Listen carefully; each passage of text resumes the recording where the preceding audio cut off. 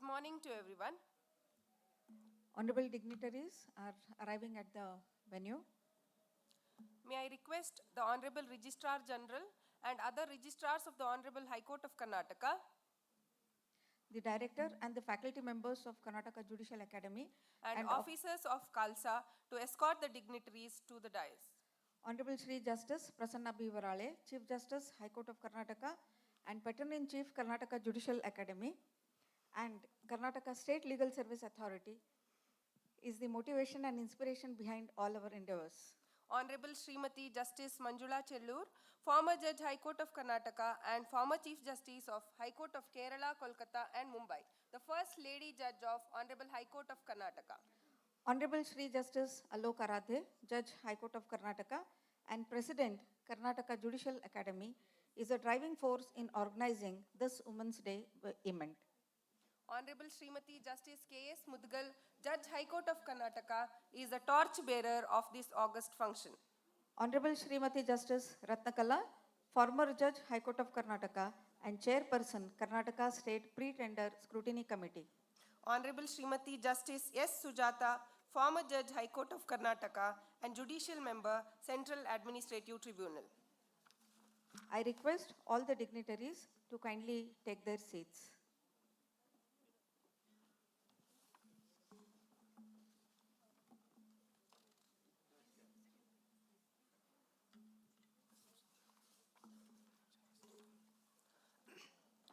A warm welcome to everyone to the celebration of International Women's Day 2023 by the Honorable High Court of Karnataka in coordination with Karnataka State Legal Services Authority and Karnataka Judicial Academy.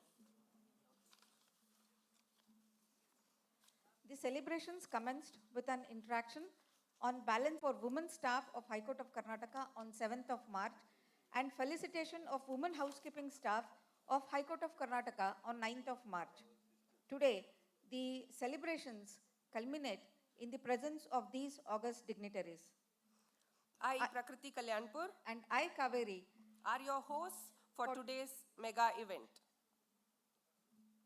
with your Lordship's kind permission, we would like to begin this with the Nadagite. I request the control room to play the Nadagite and others please raise for the Nadagite.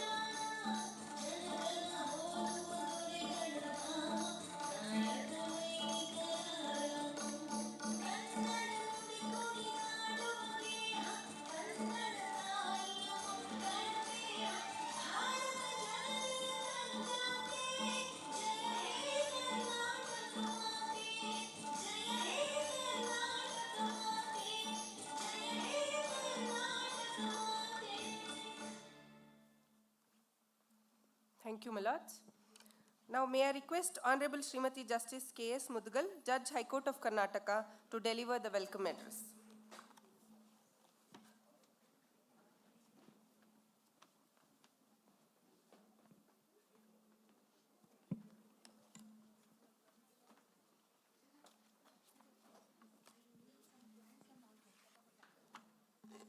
Respected dignitaries on the dais and off the dais, sisters and brothers assembled here and watching this program virtually.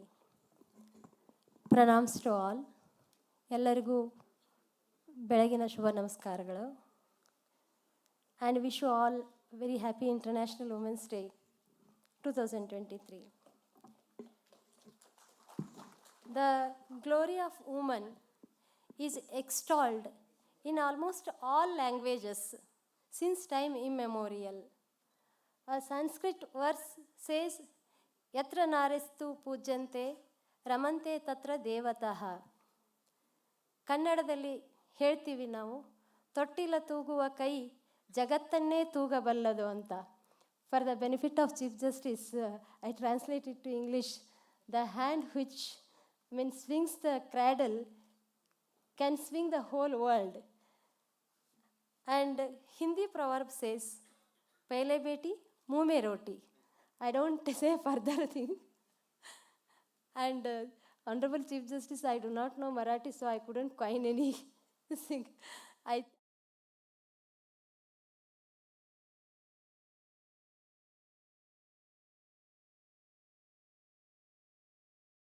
Namaskar, a very good morning to everybody and happy Women's Day to all the women who are present here in person and online.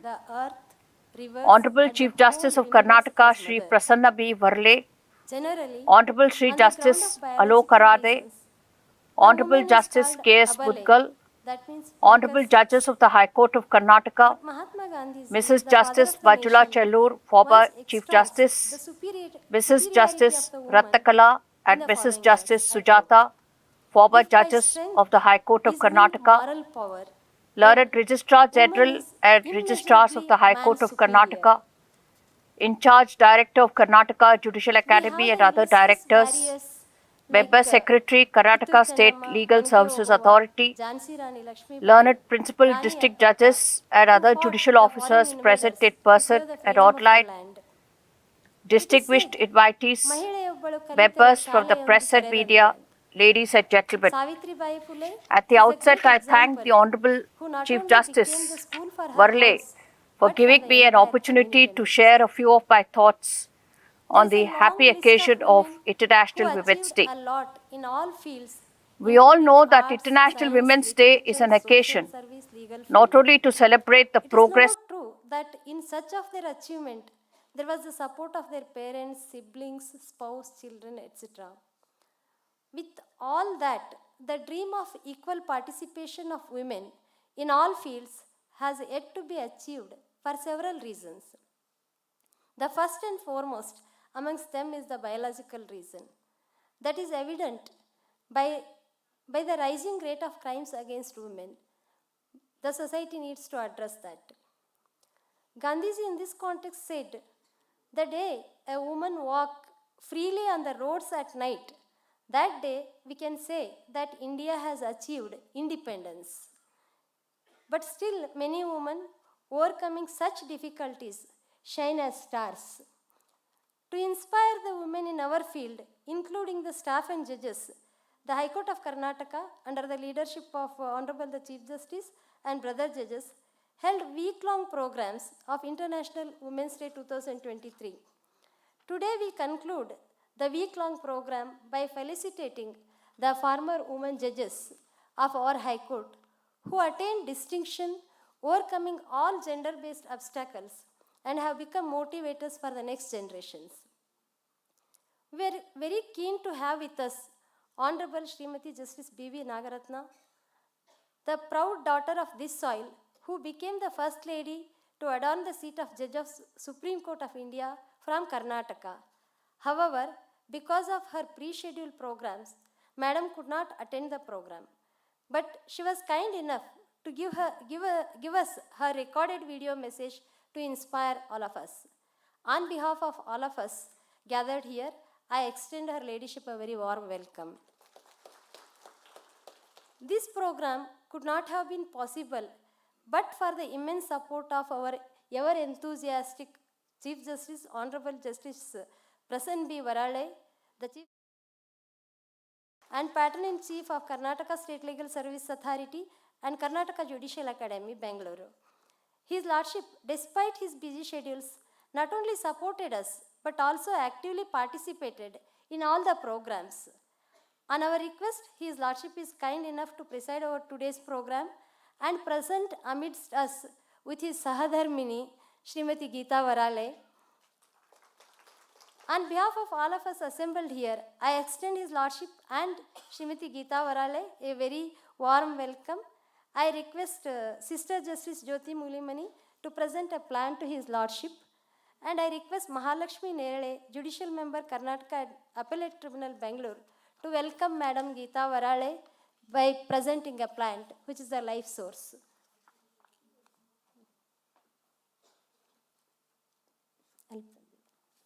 Madam.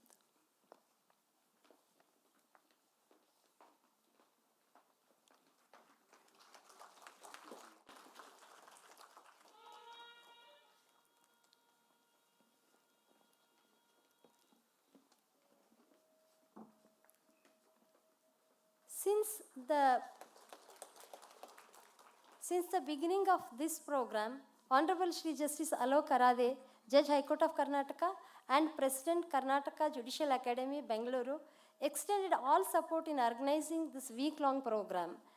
When we requested His Lordship to provide us this venue for this grand finale, he readily provided not only the venue, but all other support. On behalf of all of us gathered here, I extend him a wholehearted welcome. I request Brother Justice Sunil Dutt Yadav to present a plan to His Lordship.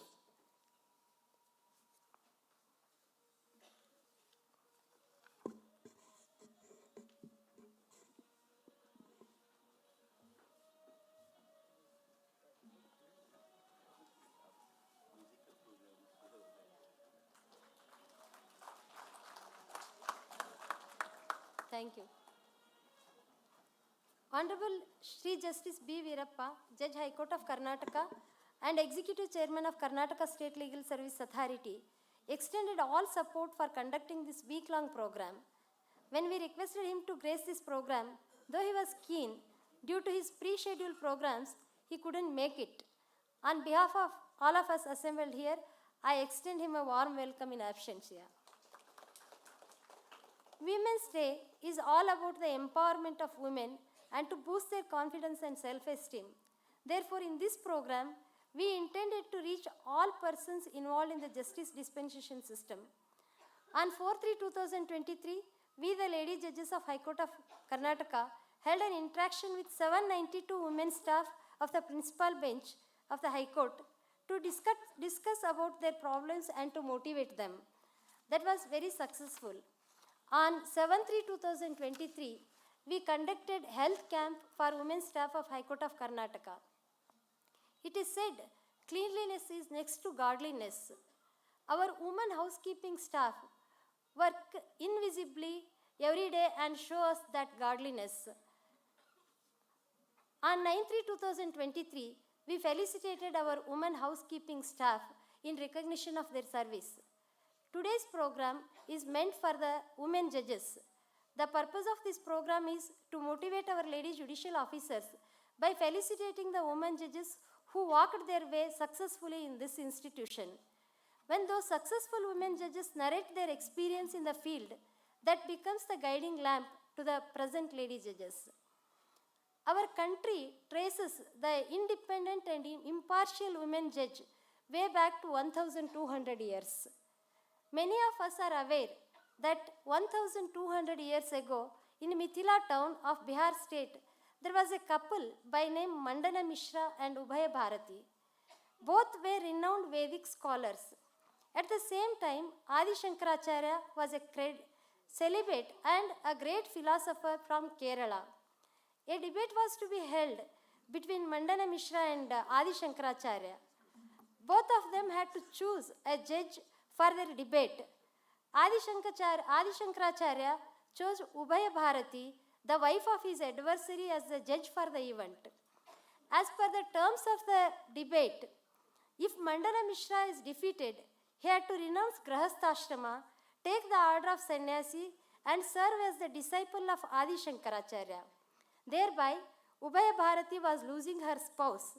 Therefore, the judgeship was very testing for her. Despite that, she accepted the judgeship, and after the debate, she pronounced that her husband has lost.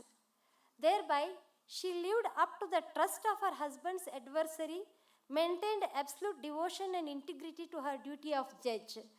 Today, in this program, we are felicitating 3 Ubhaya Bharatis who rendered their services in our High Court of Karnataka. Honorable Srimati Justice Manjula Chellur, as we all know, has several firsts at her hat. She was the first lady advocate of Bellary Bar Association. She was the first direct lady district judge appointed at the very young age of 32 years, first lady judge of High Court of Karnataka. To my knowledge, she is the first woman judge who adorned the post of Chief Justices of 3 High Courts, namely High Court of Kerala, Kolkata and Mumbai. During my induction as district judge on 17/6/1998, her ladyship as district judge administered oath to me. Therefore, I am associated with her since 1998. Apart from her legal profession, she has the great knowledge of music, dance, literature, horticulture, culinary arts, etc. She was managing all of them with ease. Therefore, she was a great inspirer. Madam is a multi-talented personality and a great caretaker for all. When we requested her ladyship to inaugurate this program, despite having a wedding in her family, she was kind enough to accept our invitation and present amidst us. On behalf of all of us, I extend a very warm welcome to you, Madam. I request Sister Justice M.G. Uma to present a plan to Madam.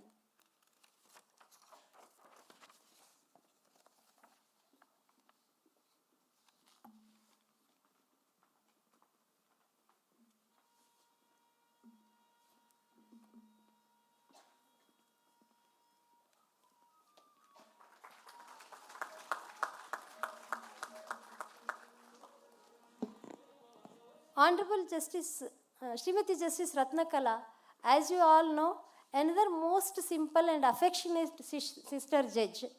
Her ladyship was appointed as district judge on 9/5/1996. Having worked as district judge in various capacities, her ladyship was appointed as judge of High Court of Karnataka on 24/10/2013 and served as such up to her retirement on 26/1/2018. Presently, her ladyship is serving as chairperson, Karnataka State Pre-Tender Scrutiny Committee, Bengaluru. She is a vivid reader and a great philanthropist. When we requested her to be the chief guest of today's program, she was kind enough to accept our invitation and has graced the occasion. She has traveled all the way from Udupi in the morning. On behalf of all of us, I extend a very affectionate welcome to you, Madam. I request Sister Justice J.M. Khazi to welcome her ladyship by presenting a plant.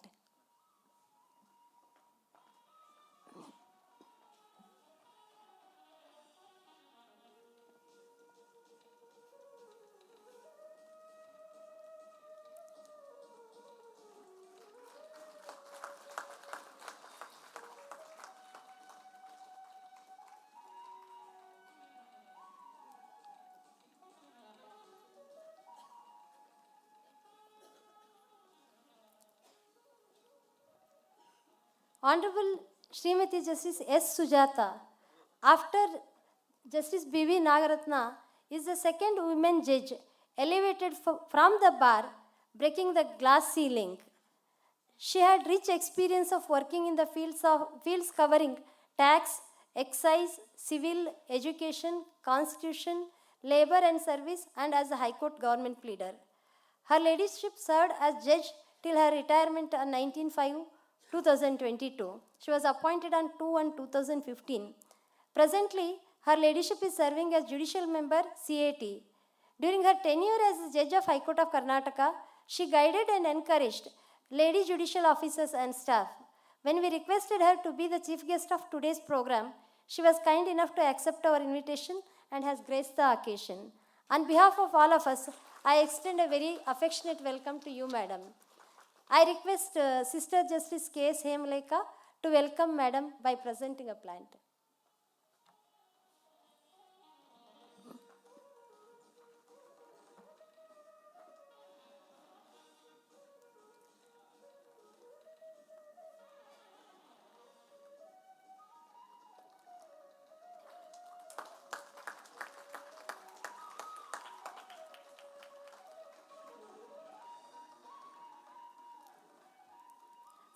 I wholeheartedly welcome all my sister and brother judges for this program. I also welcome the spouse of the honorable judges who have brought color to this program by their presence. I request my sister and brother judges and their spouse to accept our welcome with the plants which are being presented by our lady district judges, Srimati Mahalakshmi Nerle, Srimati Prabhavati Hiremat, Srimati Vijayalakshmi Devi, Srimati B.V. Renka Devi, and Srimati Usharani.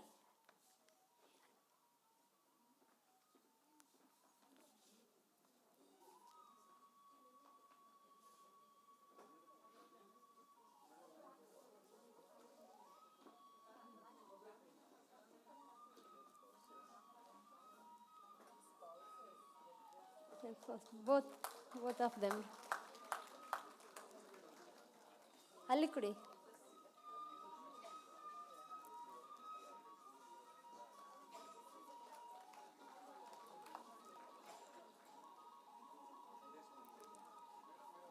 ಅಲ್ಲಿ ಅಲ್ಲಿ ಅಲ್ಲಿ ಕೊಡಿಸಿ brother judges.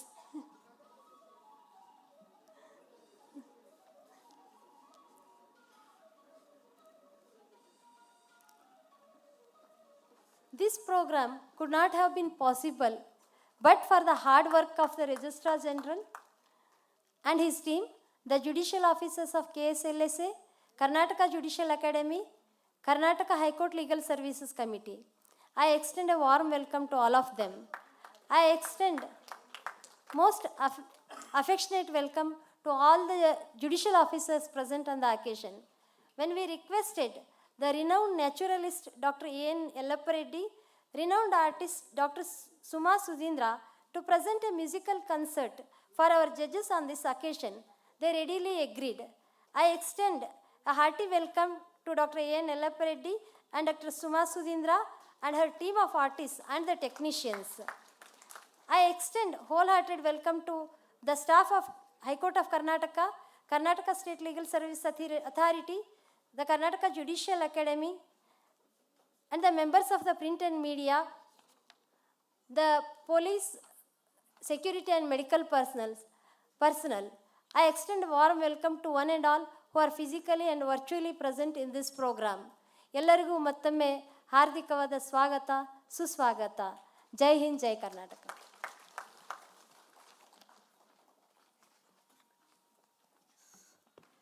Thank you, my lord.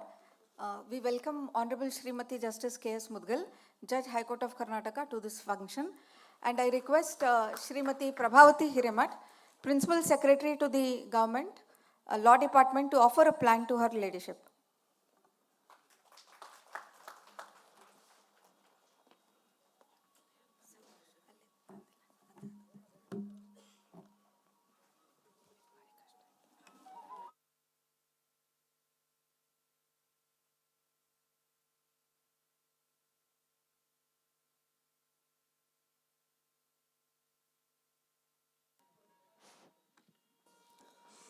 Thank you, ma'am. We will now formally begin this celebration by lighting the lamp. I request Honorable Srimati Justice Manjula Chellur, former Judge High Court of Karnataka and former Chief Justice of High Court of Kerala, Kolkata and Mumbai, to formally inaugurate the event by lighting the lamp. I request all the other dignitaries to join her lordship.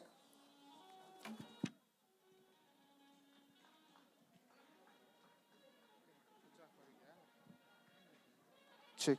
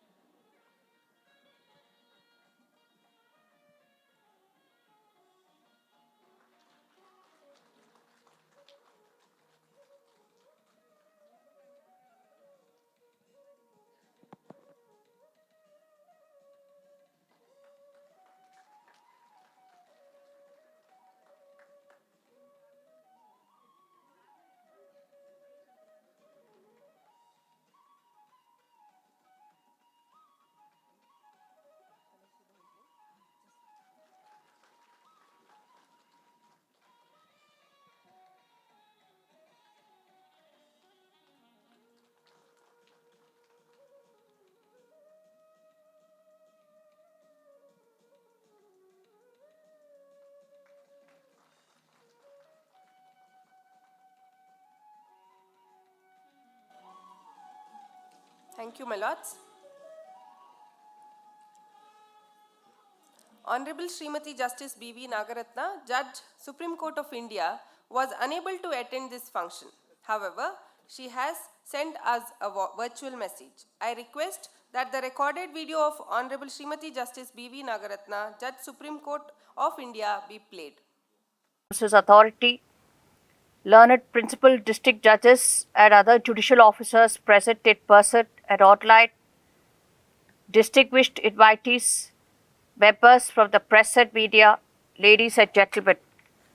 At the outset, I thank the Honorable Chief Justice Varle for giving me an opportunity to share a few of my thoughts on the happy occasion of International Women's Day.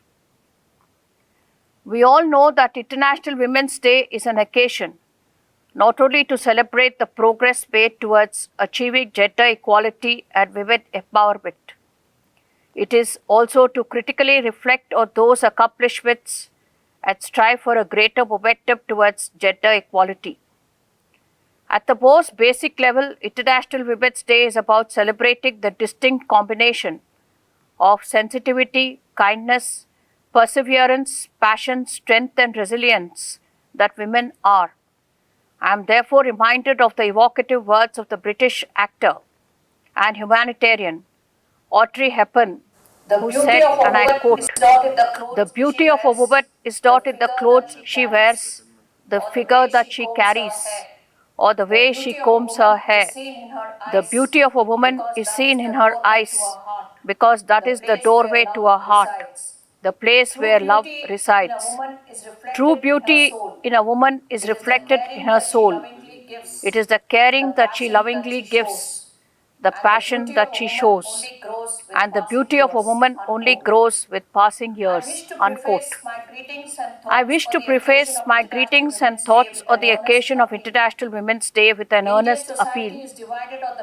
Indian society is divided on the basis of caste, creed, sect, groupism, etc., which is more and more apparent in recent times. On the occasion of International Women's Day, I appeal to all women to be a strong unifying force in society and not to adopt but to curb such tendencies.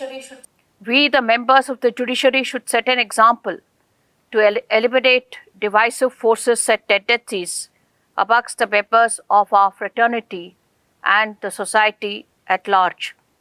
Our singular goal is to render justice in accordance with law and to preserve rule of law in a democratic country such as ours. Greater focus on work rather than our one-upmanship and displaying our status and position would legitimately result in qualitative justice delivery to the common man.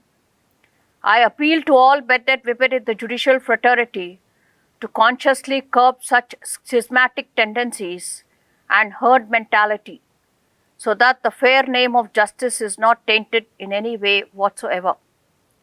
The judiciary at every level is required to be sensitive, independent, and free from biases.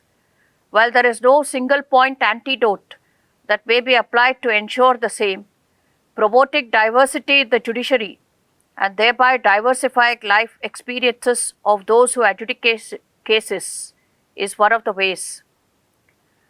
Discourse on judicial reform in India has increasingly focused or the need for diversity in the legal profession. One parameter of diversity is gender. Gender diversity is particularly significant in the legal profession, where the presence of women plays a critical role in upholding the ideal of equality, fairness, and impartiality of the justice system, especially among disadvantaged groups. We often find that women enter or get into the legal profession, but not many get up. The glass ceiling implies the existence of an impermeable barrier that blocks the vertical mobility of women. It is important to look at three main phenomena in this regard. 1. The entry of women into the legal profession. 2. The retention of women and growth of their numbers in the legal profession. And 3. The advancement of women in numbers to senior echelons of the profession. Justice Vanessa Rui of the Court of Appeals for the District of Columbia said, and I quote, "By their mere presence, women judges enhance the legitimacy of the courts, sending a powerful signal that they are open and accessible to those who seek recourse to justice." Unquote. It is in that context that I stress on the importance of altering the demographics of the judiciary, whether the lower or the higher judiciary, to include more women judges. To holistically understand effective participation of women in the judiciary, it is important to look at three main phenomena which I highlighted, namely entry, retention, and advancement of women in the legal profession. Women lawyers too, like judges, lend a very fresh and unique perspective to various matters. As women in law, you have all undoubtedly faced many challenges, but your dedication, intelligence, and perseverance have brought you to where you are today, making a difference in the justice delivery system. May this Women's Day be a celebration of all that you have accomplished and the incredible impact you have on the world around you. Impartiality, insularity, absence of bias and prejudice are the hallmarks of a judge. As women judges, let us lead the way in the judicial fraternity. In my view, a culture of peace and tolerance requires the participation of women. Women and their empowerment are crucial to advancing culture of peace in all its vectors: social development, human rights and equality, democratic participation, advocacy based on true knowledge and wisdom, tolerance and understanding at all levels, etc. Who can be better at nurturing a culture of tolerance than women who are natural nurturers, who are better disposed to find solutions through dialogue, are sensitive to human needs and rights, and intergenerational perspectives? The Supreme Court of India in Bijo Emmanuel versus State of Kerala expressed in the most inviolable manner, and I quote, "Our tradition teaches tolerance, our philosophy preaches tolerance, our constitution practices tolerance. Let us not dilute it," unquote. In order for this directive to be fulfilled, women need to act as a unifying force in our society. On that note, I wish all judges, law officers and advocates continued success, joy, fulfillment in their career and in all areas of their life. I thank you once again. Namaskar.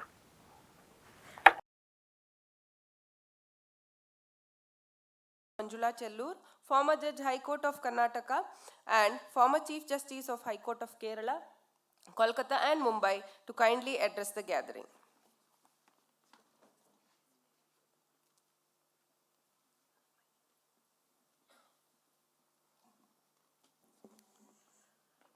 Good morning.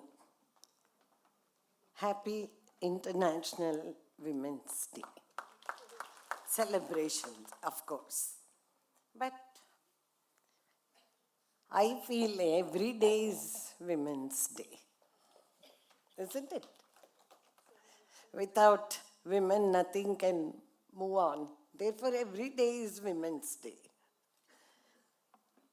I respected Chief Justice, Brother Varale, respected Brother Judge Arade, my dear sister, Justice Mudugal, other two senior colleagues of mine, former colleagues, Justice Ratnakala and Justice Sujata, who are on the dais, brother judges, sister judges, spouses of sitting judges, I can say the little ones who are entering, all sisters and brothers, welcome to all of you. It's nice to be part of this celebration after such a long time. I am visiting this academy. It's a nice campus now with fully equipped auditorium and good atmosphere. Very nice. Why I'm talking about this is when it started, there was nothing here. It was a old building, and I was part of the administration of this academy at that time. We know how difficult it was to arrange one function. It used to be in that old main hall, and all the time we were worried about the sound of the vehicles on the main road. So all that problems are over, and you are fortunate to have this lovely auditorium. And the credit goes to different chief justices who came here and they have taken the development of this building. That's nice. I think this was a quarters, this portion where Justice Hanmantappa, Justice Thakur, they were all staying. And afterwards we made it as a guest house, part of the guest house. Yeah, and I was surprised to see all the changes. And it's nice, it's nice. There's no disturbance from the outside traffic. That's very, very important. I'm not going to talk to you about why we celebrate Women's Day. I'm sure you must have heard it for years together, and even from the school. But still we are speaking about that. And we are trying to celebrate and talk about the efficiency, deficiency, inadequacies, improvements, challenges, all that is part of life of everyone, including women. Why we need to talk about this? Is there necessity to talk? We got independence in 1947. The Constitution confirms better and positive rights, which progress the development of women. But still, we keep talking. So that means there is somewhere the imbalance is felt. Somewhere it's unseenly experienced, and still it requires introspection and thoughtful thinking, a good visionary plan, how we focus ourselves to achieve that. It is said to become a good human being or to be born as a human being. I remember the statement of Justice M.N. Venkatachalaya. If you take 5 or 6 coins, 1 rupee coins, put it in tumbler, and you want one that face of the king or queen, without looking into that, if you want to pick up, you may be lucky to get it, or you may not be lucky to get it, or maybe several attempts. So, birth of a human being is like that. That means you could be born as anything else, but to be born as human being, it's God's gift. Why you are special? Why you are special? Because God has created this and this. Mind and the heart with which you can feel, think, plan, execute. Everything is here. Even if this says sometimes this controls. That's very important. Once you are born as human being, then what you are required to be by law of nature, whatever it is, whether you are born here or jungle or Antarctica, wherever it is, values of life, values of human life can't be different. Don't harm others. Don't snatch things from others. Don't snatch happiness of others. Protect yourself. That doesn't mean harm others. These are common rules. Everyone, everywhere, whole world has to follow. But still, at this juncture also, though we speak of development, improvement, whole world has changed. It's like computerized. It's running fast. Artificial intelligence, even human beings are created. And I read somewhere, they're putting even, trying to bring the feelings of heart and mind into artificial intelligence. Then, should we call ourselves greater than the machine? But who creates that human brain, isn't it? That's why the whole thing is with the human beings. When God has created both men and women with same feelings, same brain, why we still have this cruelty, violence in the society? Why it is increasing day by day? It's nothing but the selfishness, avariciousness, possessiveness, being no discrimination, no distinction. I want everything. It should be mine, everything. We are slowly forgetting the word we, us, ours.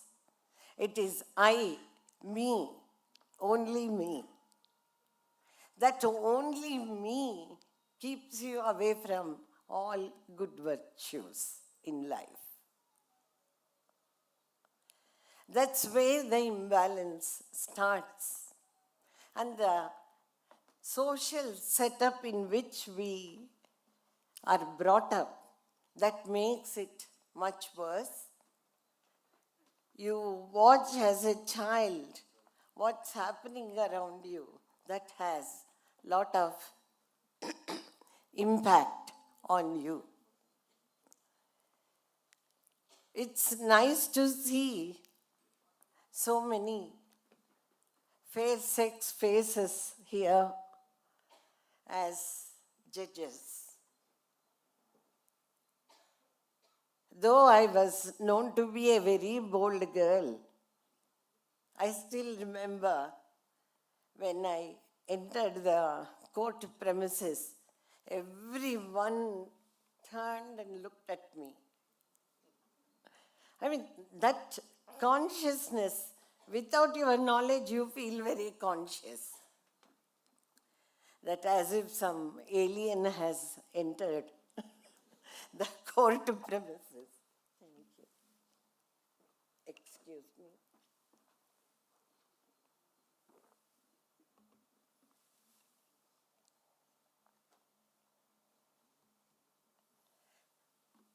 Bellary Court, maybe some of you must have seen it.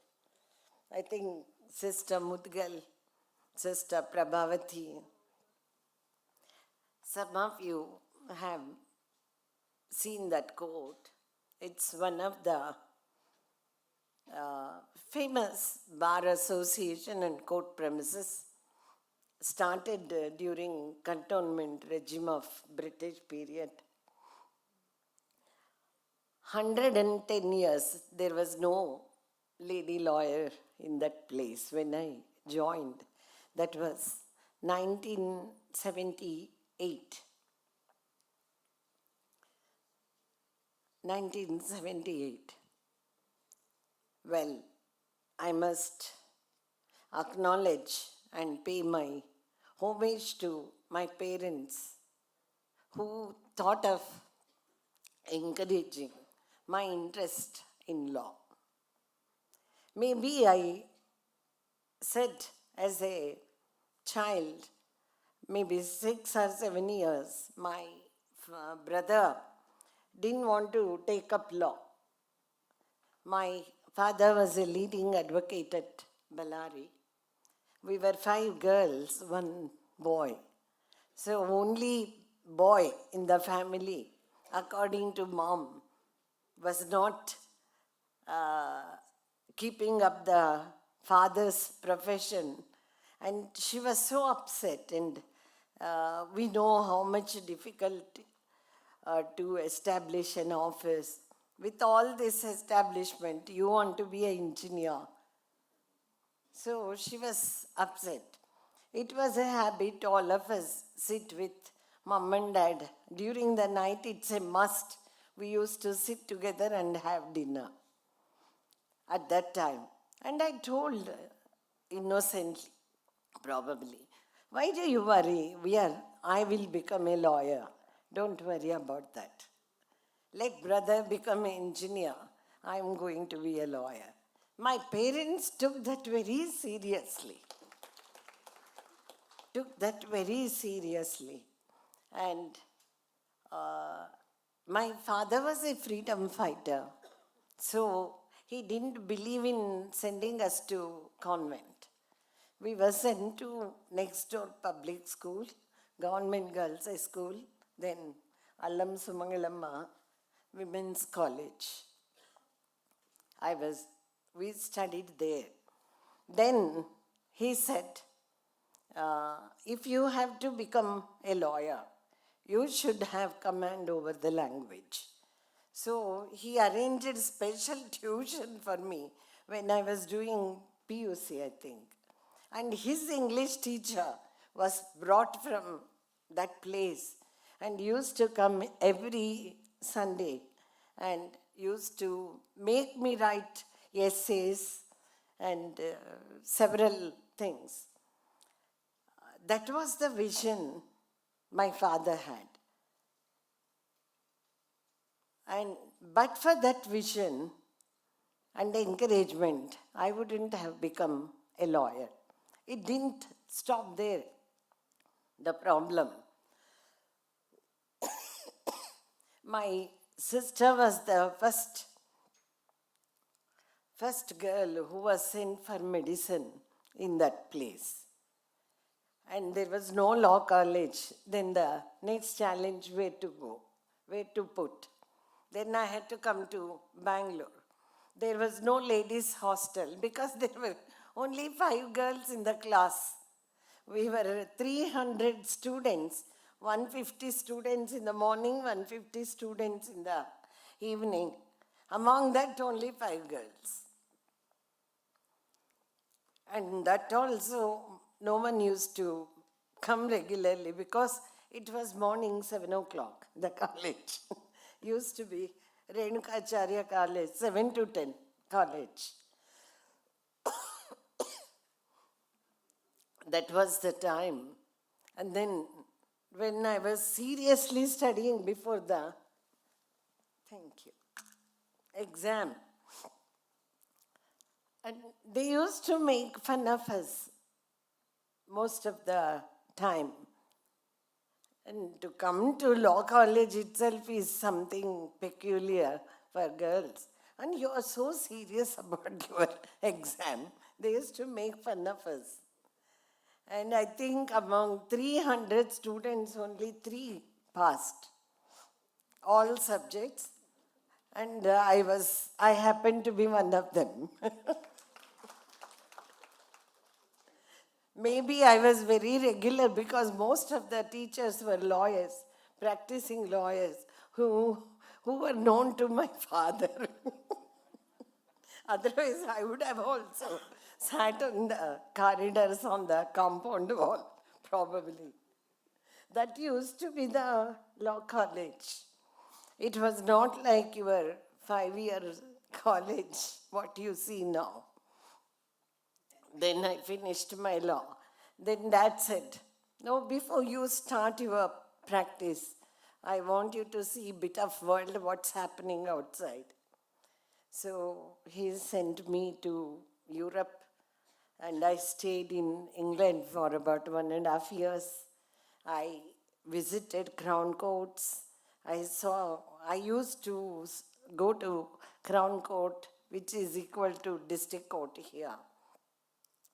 One Len Asterman, a barrister, I used to go with him to the courts. So that's how my interest in law was nurtured by parents. Then I came back. I started my practice at Bellary, as you all know that, as I was the first lady advocate at Bellary. But I had lot of encouragement and equal discouragement. Both. And I'm sure the sisters who are sitting, whether you are a lawyer, housewife, a judge, I am sure in your life at least once you must have felt, this is being done to me because I am a woman. Whether as a child, in the school, whatever it is. I always used to think, I don't like upma. My brother he also doesn't like upma. He could go to canteen and eat and go to school. I used to fight with my mother. I want to eat in the hotel and go. I mean, that instinct challenge, when he can do, why I can't do it? That was there. And then I became a lawyer. Then the next challenge, I insisted that I must continue my practice, whatever comes, what may happen. So then I had 2 younger sisters. Parents wanted me to get married. And unfortunately or fortunately, I belong to a business community. So to come out and work itself was something very difficult. And that too, to work as a lawyer. People used to think something, the minute the lawyer comes, all family gets fightings, problems, litigation, things like that. Oh, we are quite well-to-do family. Why she should continue practice? That used to be the attitude or the setup when I got married 44 years back. Yes. So I told my parents, don't bother, get my sisters married. I don't want to get married if I can't practice. My father stood by my side. My grandfather, who was 94, he took a promise from my father that he would see that I marry a person who allows me to practice. So, if I look back, maybe out of love and affection as a granddaughter, he must have said that. Or maybe they belong to a time they used to see all women freedom fighters and hear so many stories of these brave women. So they thought I should be one of them like that, probably. Anyway, their blessing and God's grace, I could get a spouse who allowed me to practice, and rather who closed his nursing home and came to Bengaluru with me when I became a district judge. I must acknowledge that. And when I was appointed as a district judge, he closed his nursing home in Bellary, my husband. He said, I'm going to be a doctor wherever I am, but it's different for you. It's a different thing, different challenge. And it can be sort of model to many women. Do it. So, most of us, we think that women's problems are created by men. Don't you get that? I can't ask so openly.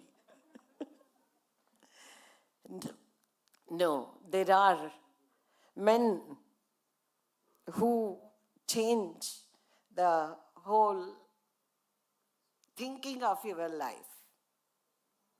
So, if you are persisting, if you insist what you want to do and what you want to achieve, no one can stop you doing it. That's what I am trying to say. And then this problem didn't stop at home marriage. Even in the interview, it was there. I attended the interview as a district judge, for the district judge at the age of 31 years, 10 months, something like that. So the first question I was asked, we see your biodata and you have 2 children, 5 and 3, and your husband is a busy doctor. So, don't you think you will do injustice to the job if we offer? This was the question asked to me. And I said, my in-laws would look after, and they are going to the school now. But you will be transferred. You will be transferred. You remember, you may not be able to take your children with you wherever you are sent. Probably they were testing how strong mentally I am prepared to take up the challenge as a district judge. They even asked me, don't you think you are too young to become a district judge?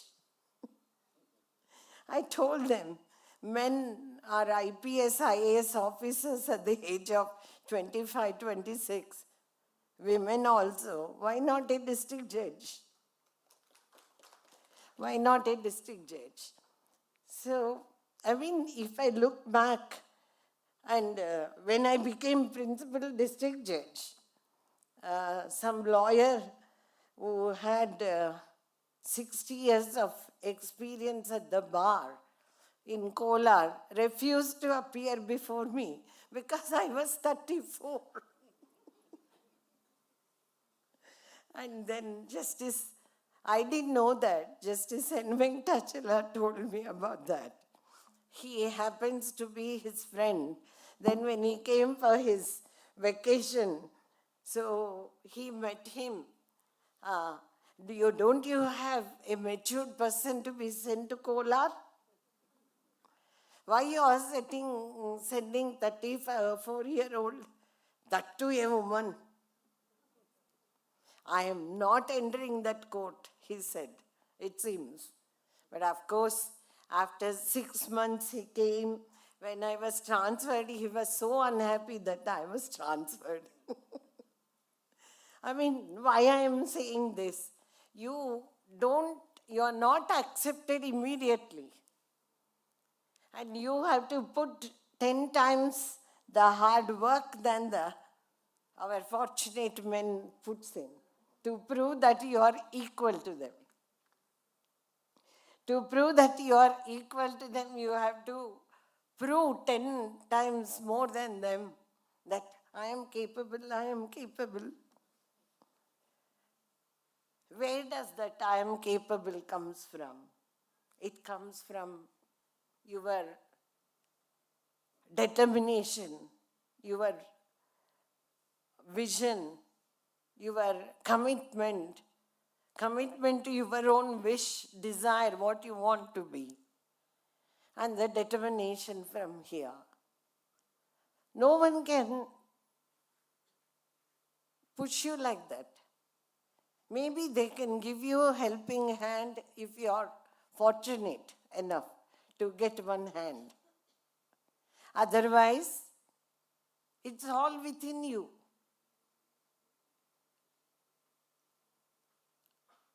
Don't feel that I can't do it. Don't feel that there is barrier. Don't feel that there is something obstruction. Don't feel that you are looked down. Don't feel that they're laughing at your back. Don't feel that they're criticizing you behind your back. Don't feel inferior at any time. I am the best. That should be the mantra you must always remember. I can do it. I can do it. At times you feel low in your moods, thinking, feelings. Don't give much importance to that. Just focus on your aim, what you want to do, what you want to be. Don't get distracted. Just 1 or 2 failures in life doesn't make you a zero. You are what you are for what you are. Nobody can put extra on you or take it away from you. Your character, your determination, your perseverance, the commitment, devotion, all these things one day make you the special person. That special person, people will look at you and salute. Even if nobody looks at you and salutes, you salute to yourself in the mirror. And salute to yourself in your heart. This is what I wanted to do. I have done, I have reached. Nobody can snatch it from me. That should be the determination. One small obstacle, hiccup, shouldn't pull down your determination, should not pull down your commitment, devotion. Don't alter or decrease your enthusiasm just because somebody said something or something which should have happened, didn't happen. That start feeling of that, I couldn't do it. Something happened. That pulls you down. Yes, this is a chance for me to do better, prove myself, be helpful to others, be a model to others, encourage others, if possible, try to help people who couldn't have opportunities like you. Give them a supporting hand. Give them a small pat. Go ahead.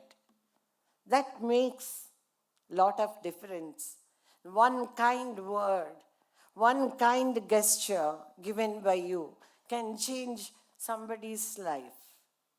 That one moment can become the starting touching point to become something great.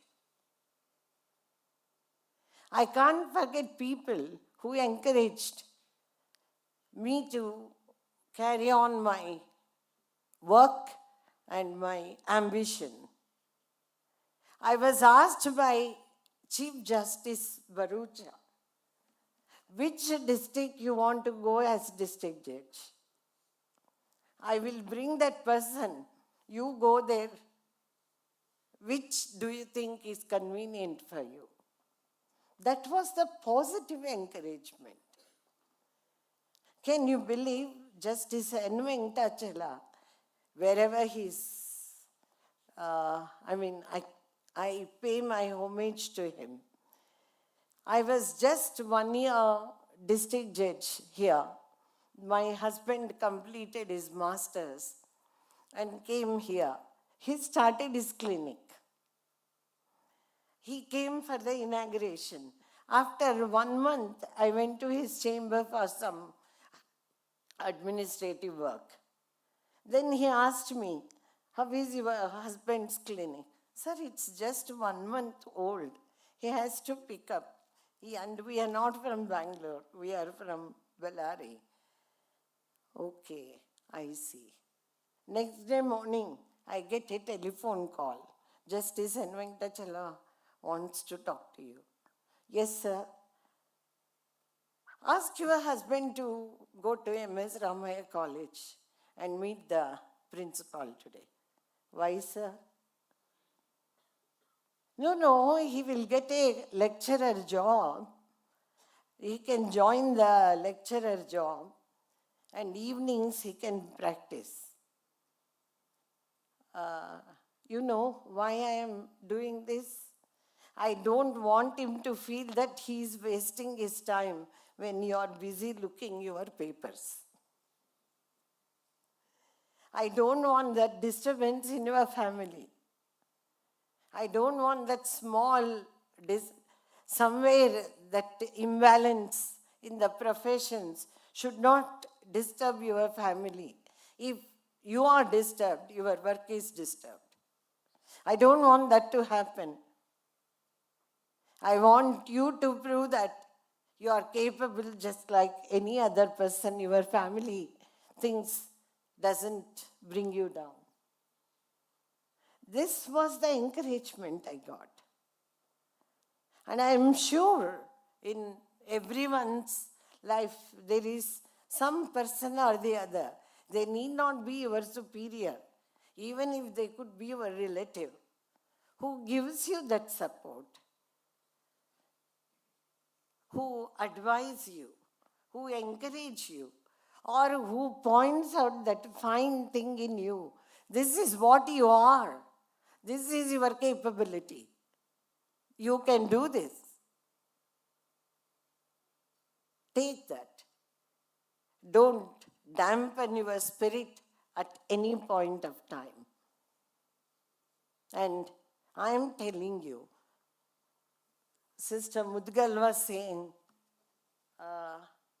women have better mental capacity than to withstand the difficulties.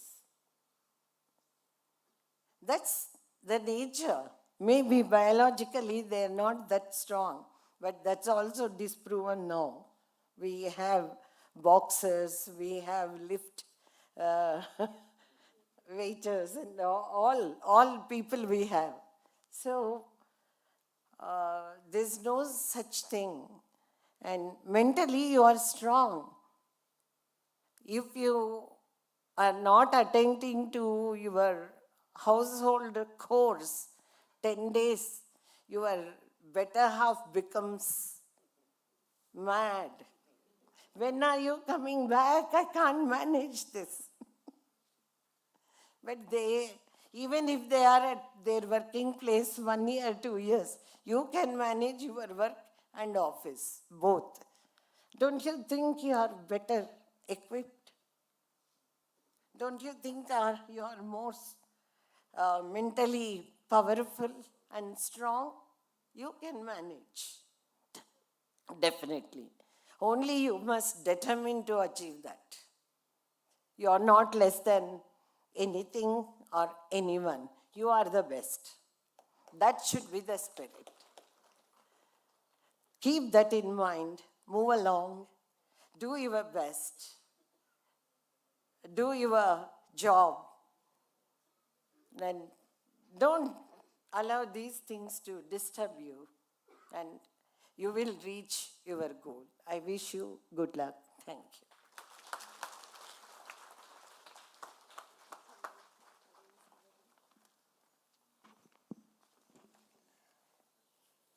Thank you, Your Lordship. I request Honorable Shri Justice Prasanna B. Varale, Chief Justice High Court of Karnataka and Patron-in-Chief Karnataka Judicial Academy and Khalsa. Honorable Shri Justice Alok Arade, Judge High Court of Karnataka and President Karnataka Judicial Academy, and Honorable Srimati Justice K.S. Mudgal, Judge High Court of Karnataka, to felicitate Honorable Srimati Justice Manjula Chellur, former Judge High Court of Karnataka and former Chief Justice of High Court of Kerala, Kolkata and Mumbai.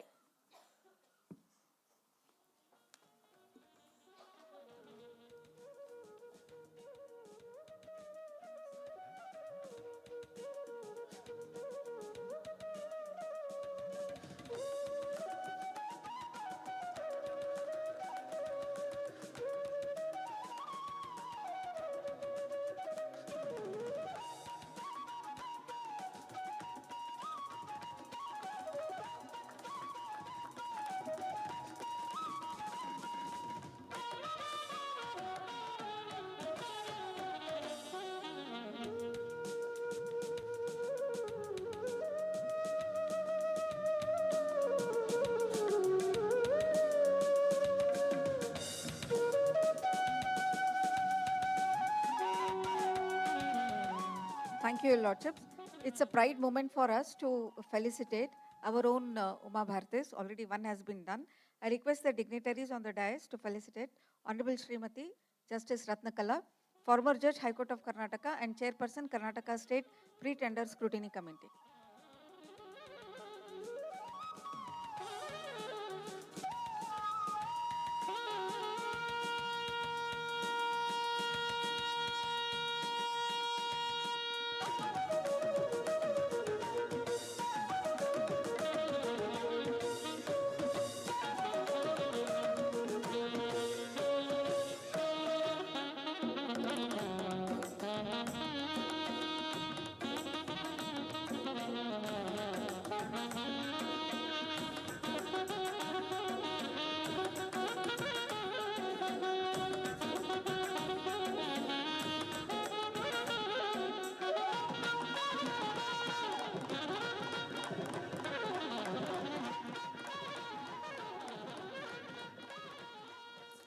I request your Lordships to felicitate Honorable Srimati Justice S. Sujata, former Judge, High Court of Karnataka and Judicial Member, Central Administrative Tribunal.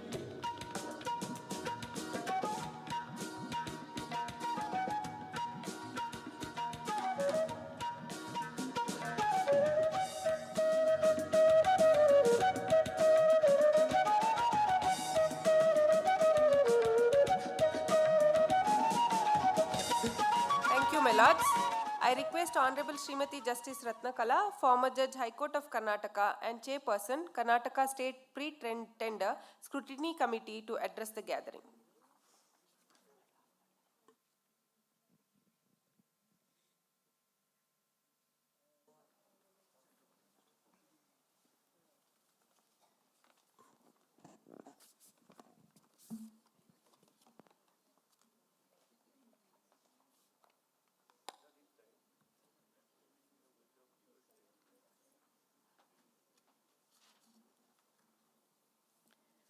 Honorable Justice Shri Prasanna B. Varale, Chief Justice, Honorable Madam Justice Manjula Chellur, Honorable Justice Aloka Radhe, Honorable Justice Srimati K.S. Mujgal, Honorable Judges of the High Court of Karnataka, and spouses or daughter-in-laws, may I call? Huh? And I think there is no scope for son-in-law. Okay, let him be there. It's Women's Day. Bandidara? Oh, great. Sorry. Okay, as the invitation mentioned, it was I was supposed to give a message for 10 minutes message. Really, I tell you, dears, I have no message to give. Having heard Justice Nagaratna Madam and Justice Manjula Chellur Madam, what do you expect from me?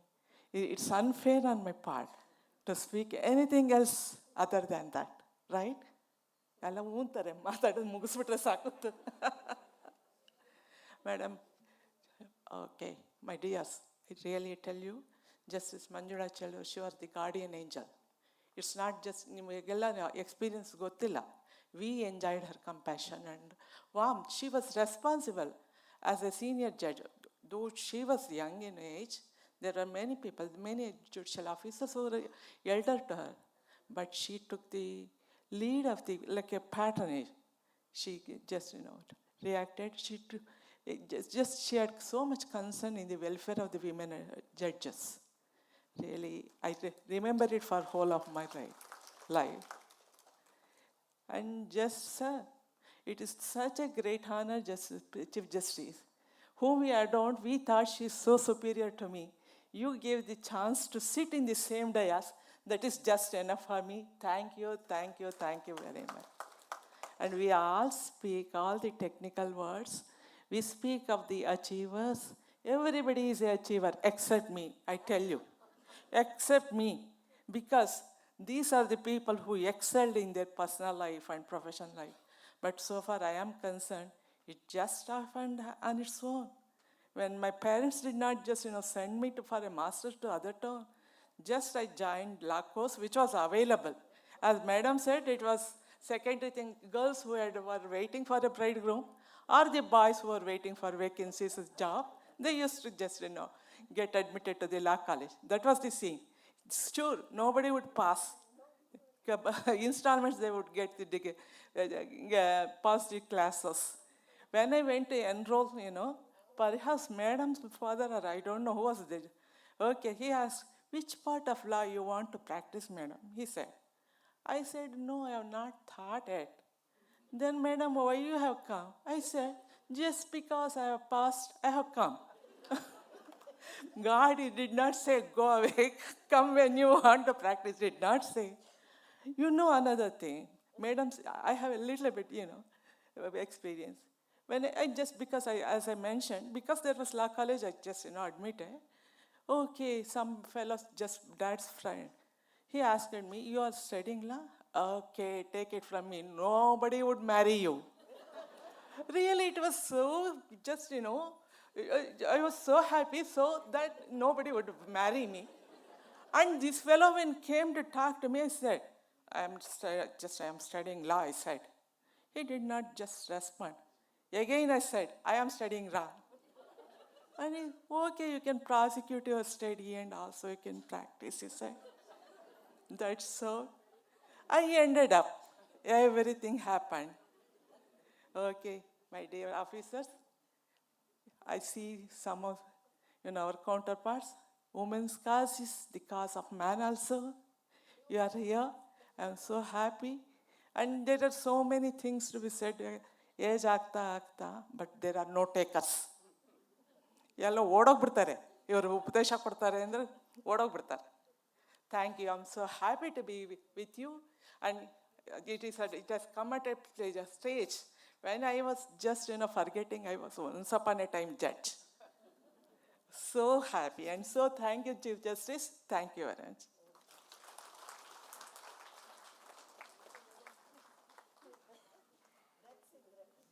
Thank you, Honorable Srimati Justice Ratnakala, for such a short and sweet message for us.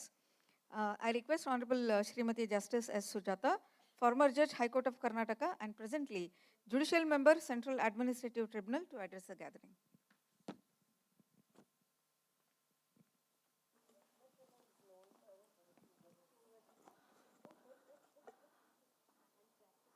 Honorable Chief Justice Shri Prasanna B. Varale, dignitaries on the dais and in the auditorium, as well as the esteemed viewers through online.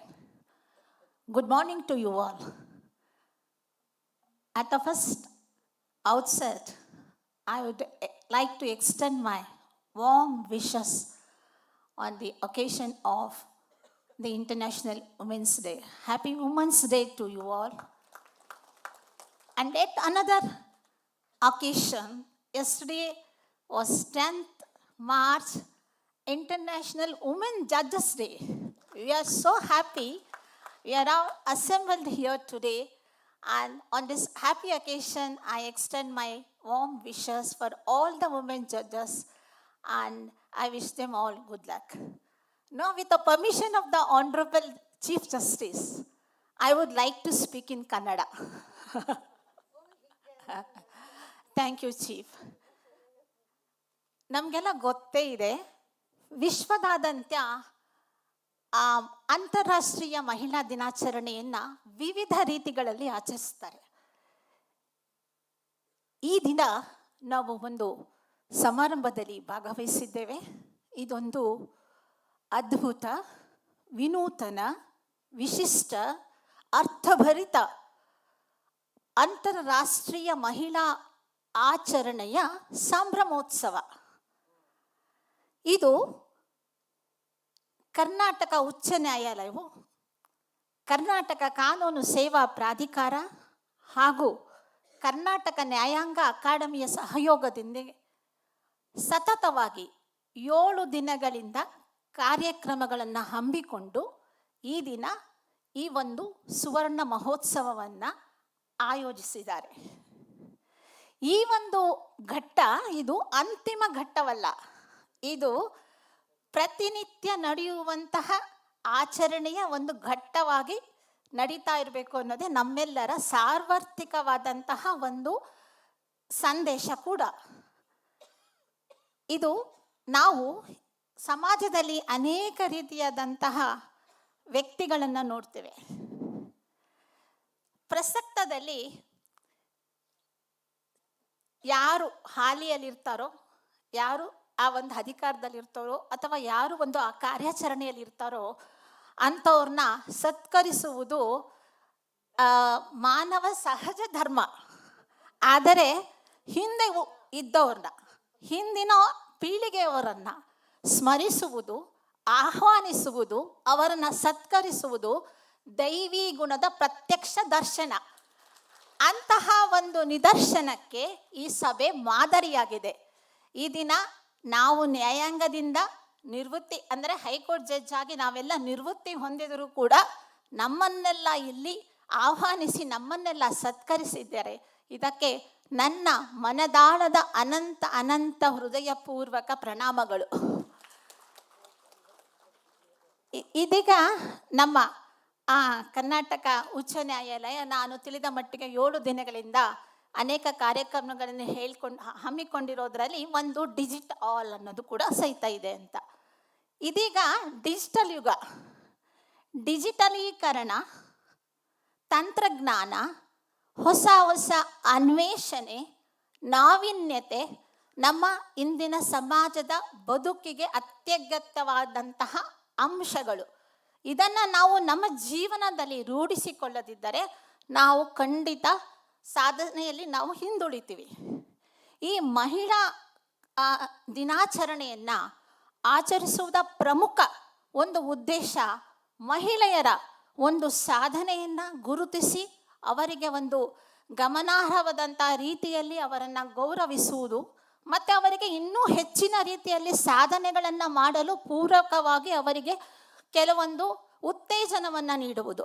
ಅದೇ ರೀತಿ ಮಹಿಳೆಯರ ಕುಂದುಕೊರತೆಗಳನ್ನು ಗಮನಿಸಿ ಅದನ್ನು ನಿವಾರಿಸುವುದು ಮತ್ತು ಅವರಿಗೆ ಸಬಲೀಕರಣ ಮತ್ತು ಅವರನ್ನು ಇನ್ನೂ ಹೆಚ್ಚಿನ ರೀತಿಯಲ್ಲಿ ಸಾಧನೆ ಅಥವಾ ಅವರ ಒಂದು ಶ್ರದ್ಧೆಗೆ ಅವಕಾಶ ನೀಡಲು ಅವರಿಗೆ ಬೆಂಬಲ ನೀಡುವುದು. ಇವೆಲ್ಲ ಕೂಡ ಮಹಿಳಾ ದಿನಾಚರಣದ ಒಂದು ಧ್ಯೇಯಗಳು ಅಥವಾ ಗುರಿ ಉದ್ದೇಶ ಅಂತ ಹೇಳ್ಬೋದು. ಈ ಒಂದು ನಿಟ್ಟಿನಲ್ಲಿ ನಮ್ಮ ಡಿಜಿಟಲೀಕರಣ ಅಂತ ನಾವು ಏನು ಹೇಳ್ತೀವಿ, ಈಗ ನಮಗೆ ಇದು ಗೊತ್ತಿಲ್ಲದೆ ಇದ್ದರೆ, ನಮಗೆ ಡಿಜಿಟಲೈಸೇಷನ್ ಗೊತ್ತಿಲ್ಲದೆ ಇದ್ದರೆ ನಾವೆಲ್ಲ ಅನಕ್ಷರಸ್ಥರೇ ಕೂಡ. ಅದನ್ನು ಈಗ ತಮಗೆಲ್ಲ ಗೊತ್ತೇ ಇದೆ. ಈಗ ಒಬ್ಬ ಗೃಹಿಣಿ ಒಂದು ಮನೆಗೆ ಒಂದು ಗ್ಯಾಸ್ನ ಬುಕ್ ಮಾಡಬೇಕಂದ್ರೆ ಮೊಬೈಲಲ್ಲಿ ಮಾಡಬೇಕು. ಅವ್ರಿಗೆ ಗೊತ್ತಿರಬೇಕು ಅದನ್ನು ಯಾವ ರೀತಿ ಆಪರೇಟ್ ಮಾಡಬೇಕು, ಅದನ್ನು ಯಾವ ರೀತಿ ನಾವು ಬುಕ್ ಮಾಡಬೇಕು ಅಂತ.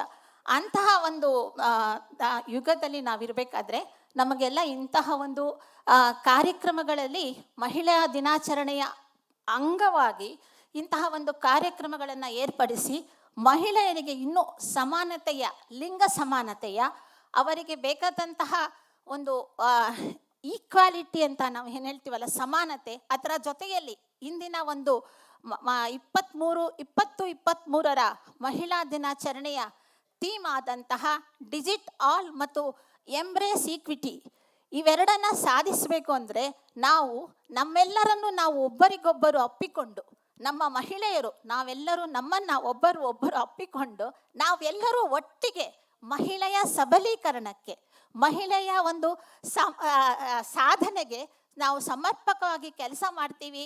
ಆಕೆ ಒಂದು ತನ್ನ ಜೀವನದ ಗುರಿಯನ್ನು ಸಾಧಿಸಲು ಆ ಒಂದು ಸಾಧನೆಗೆ ಅನುಕೂಲವಾಗುವಂತಹ ಒಂದು ಪ್ರಸ್ತಾಪವಾದಂತಹ ಒಂದು ರೀತಿ ನೀತಿ ನಿವಾಜುಗಳನ್ನು ನಾವು ಅವರಿಗೆ ದೊರಕಿಸ್ಕೊಡ್ತೀವಿ ಅನ್ನೋದನ್ನು ನಾವು ಎಲ್ಲರೂ ಸೇರಿ ಒಂದು ಪದಗ್ರಹಣ ಮಾಡ್ತಾರಲ್ಲ ಅಂತಹ ಸಮಾರಂಭಗಳಲ್ಲಿ ಆ ರೀತಿ ನಾವೆಲ್ಲ ಒಂದು ದೃಢ ಸಂಕಲ್ಪವನ್ನು ಜೊತೆಗೂಡಿ ಮಾಡಬೇಕು.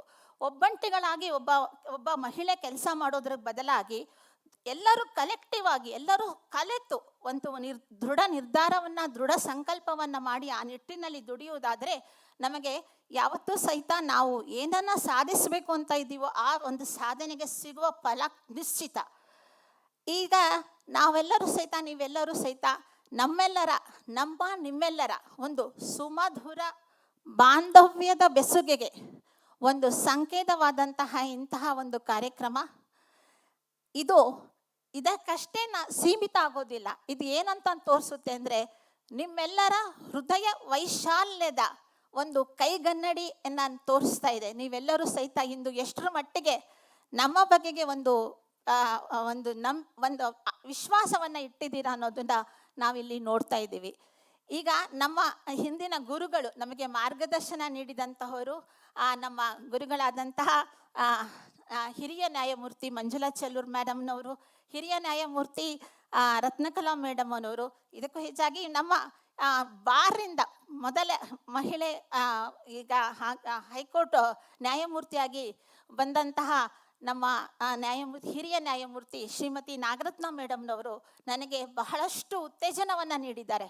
ಅವರೆಲ್ಲರ ಉತ್ತೇಜನ, ಅವರೆಲ್ಲರ ಮಾರ್ಗದರ್ಶನದಿಂದ ನಾನೊಂದು ಒಂದು ಅಲ್ಪ ಸ್ವಲ್ಪ ಸಾಧನೆ ಏನಂತ ಹೇಳಿದ್ರೆ ಅದನ್ನು ಮಾಡಲಿಕ್ಕೆ ನನ್ನ ಜೀವನದಲ್ಲಿ ಸಾಧ್ಯ ಆಯಿತು. ಈಗ ನನ್ನ ಹಿರಿಯ ನ್ಯಾಯಮೂರ್ತಿಗಳು ಹೇಳಿದರು, ಅವರಿಗೆಲ್ಲ ಅವರ ಜೀವನದ ಕೆಲವು ವಿಷಯಗಳನ್ನು ಇಲ್ಲಿ ಪ್ರಸ್ತಾಪ ಮಾಡಿದರು. ನಾನು ಹೇಳಬೇಕು ಅಂತ ಹೊರಟ್ರೆ ನಾನು ನನ್ನ ವಕೀಲ ವೃತ್ತಿಯನ್ನು ಪ್ರಾರಂಭಿಸುವ ವೇಳೆಗಾಗಲೇ ನನ್ನ ಮದುವೆ ಆಗೋಗಿತ್ತು. ಸೊ ಮುಂದಿನ ಬೇಕು ಬೇಡ ಅನ್ನುವ ಪ್ರಶ್ನೆಗಳ ವಿಷಯ ನನಗೆ ದೊರಕಿಲ್ಲ. ಆದ್ದರಿಂದ ಏನಾಗುತ್ತೆ, ಈಗ ಕೇವಲ ನಾವು ಜೀವನದಲ್ಲಿ ಒಂದು ಸಾಧನೆಯನ್ನು ಮಾಡಬೇಕಾದ್ರೆ ನಮ್ಮಲ್ಲಿ ಒಂದು ಆ ಸಾಧನೆಯ ಬೀಜವನ್ನು ನಾವು ಯಾವತ್ತೂ ನಮ್ಮಲ್ಲಿ ನಾವು ಅದನ್ನು ಹಾಕಿ ಆ ಬೀಜಕ್ಕೆ ಕೃಷಿ ಮಾಡಬೇಕು. ಕೃಷಿ ಮಾಡೋದು ಅಂದರೆ ಪ್ರತಿನಿತ್ಯ ನೀರನ್ನ ಎರಿಬೇಕು, ಅದಕ್ಕೆ ಆದಷ್ಟು ಗೊಬ್ಬರನ ಹಾಕಬೇಕು, ಅದನ್ನು ಚೆನ್ನಾಗಿ ಬೆಳಿಲಿಕ್ಕೆ ಅವಕಾಶ ಮಾಡಿಕೊಡ್ಬೇಕು. ಅಂತಹ ಒಂದು ಬೀಜನ, ಅಂತಹ ಒಂದು ಗುರಿಯನ್ನು ನಾವು ನಮ್ಮ ಜೀವನದಲ್ಲಿ ಇಟ್ಕೊಂಡ್ರೆ ಅದು ಯಾವುದೇ ಒಂದು ವಿಷಯದಲ್ಲೂ ಸಹಿತ ಹಿಂದೆ ಹೋಗೋದಿಲ್ಲ. ಅದನ್ನು ನಾವು ಏನು ಸಾಧನೆ ಮಾಡಬೇಕು ಅಂತ ಇರ್ತೀವೋ ಅಂತಹ ಒಂದು ಸಾಧನೆಯನ್ನು ನಾವು ಮಾಡಲಿಕ್ಕೆ ಸಾಧ್ಯ ಇದೆ ಅಂತ ನಾನು ಹೇಳ್ತೇನೆ. ಈಗ ನೀವೆಲ್ಲರಿಗೂ ಗೊತ್ತು, ಈಗ ಸಂವಿಧಾನದಲ್ಲಿ ಅನೇಕ ರೀತಿಯಾದಂತಹ ಮಹಿಳೆಯರಿಗೆ ಅನುಕೂಲವಾದಂತಹ ವಿಷಯಗಳಿದ್ದಾವೆ. ಅದಕ್ಕೆ ಅನುಕೂಲವಾಗಿ ಕಾನೂನುಗಳು ಬಂದಿವೆ. ಆ ಕಾನೂನುಗಳನ್ನು ನಾವು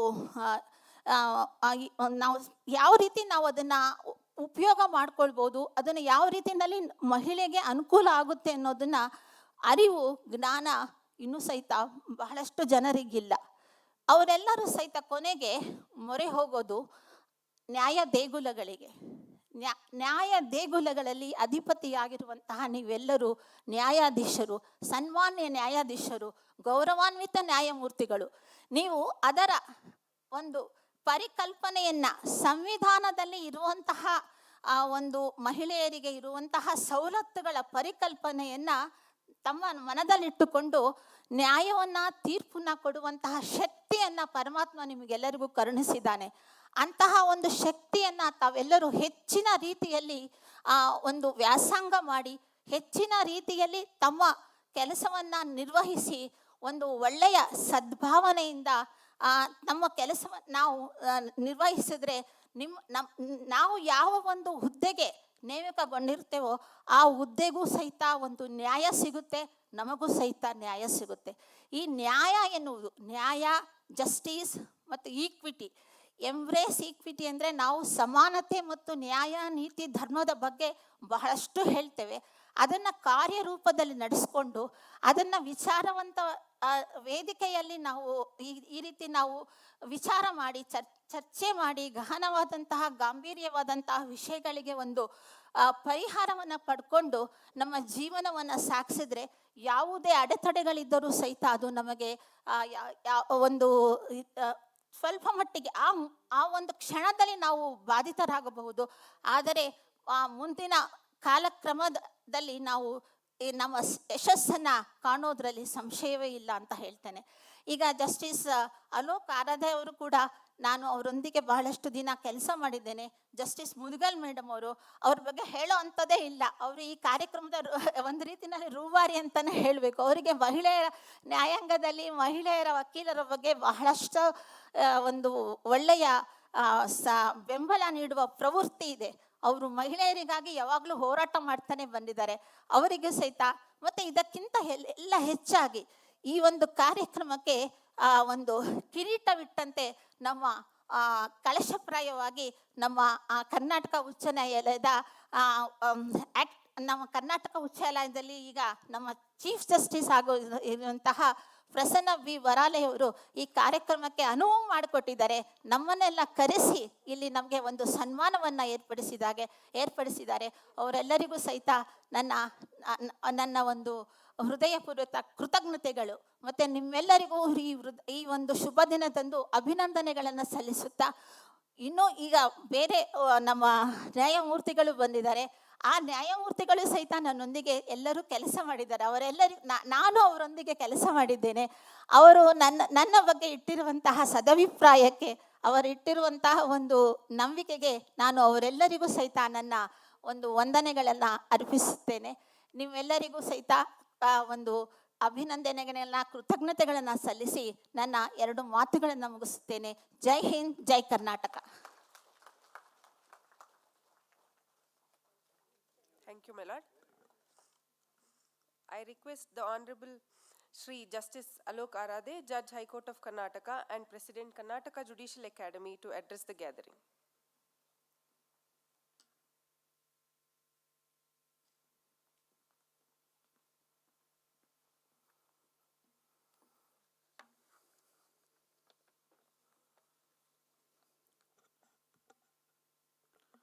Honorable the Chief Justice, Honorable Mr. Justice Prasanna B. Varale, Patron-in-Chief of Khalsa and Karnataka Judicial Academy, Honorable Mrs. Justice Manjula Chellur, former Chief Justice of High Court of Kerala, Kolkata and Mumbai, Honorable Mrs. Justice Ratnakala, Honorable Mrs. Justice S. Sujata, former Judge of this court and my former colleague in this court, Honorable Mrs. Justice K. S. Mudgal, my esteemed sister and brother, judges, dignitaries of the dais, ladies and gentlemen.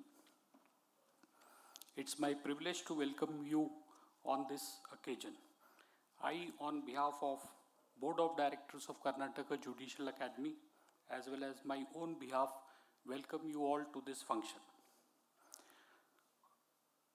Honorable Mrs. Justice Mudgal made a very strong statement in her welcome speech, and we hope that all of us agree with this. The theme of celebration of this International Women's Day has been designed by United Nations, which honors and celebrates women and the girls who are leading the way in development of transformational technology and digital education. Our Constitution also celebrates women.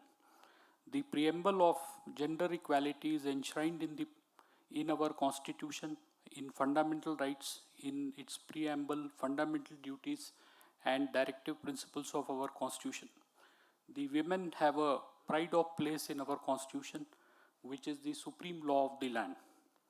Articles 14, 15, 15.3, 16, 23, 39A, 39D, 42 and 51 and 300A of the Constitution recognize the right of women.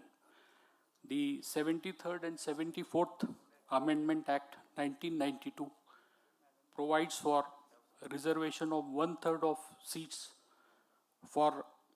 in local bodies for women. The provisions of the Constitution speaks volumes about the ideologies which framers had in mind while drafting the Constitution, the paramount being equality and empowerment of women. Our judiciary has also played a crucial role in reaffirming the core values of equality and dignity of our Constitution. A reference can be made to latest decisions of Supreme Court in Colonel Nitisha versus Union of India, wherein doctrine of indirect discrimination in the cause of women short service commission officers has been addressed.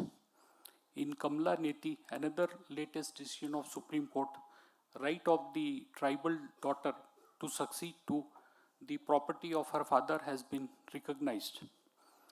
The contribution of women to a society's development is undeniable. The women have ensured stability, progress, and long-term development of the nations. The week-long celebration of International Women's Day are coming to an end today. The week-long celebration, which is being held for the first time in our High Court, would not have been possible but for the initiative taken by Honorable Mrs. Justice Mudgal. The initiative taken by her wholeheartedly was supported by our Honorable the Chief Justice. We must therefore congratulate them. However, the celebration should not come to an end with this function, but we must continue to celebrate the idea of womanhood every single day, which is a story about grit, determination, struggle, and compassion.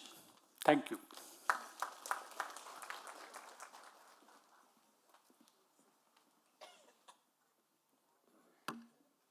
Much obliged, Your Lordship, for the inspirational address.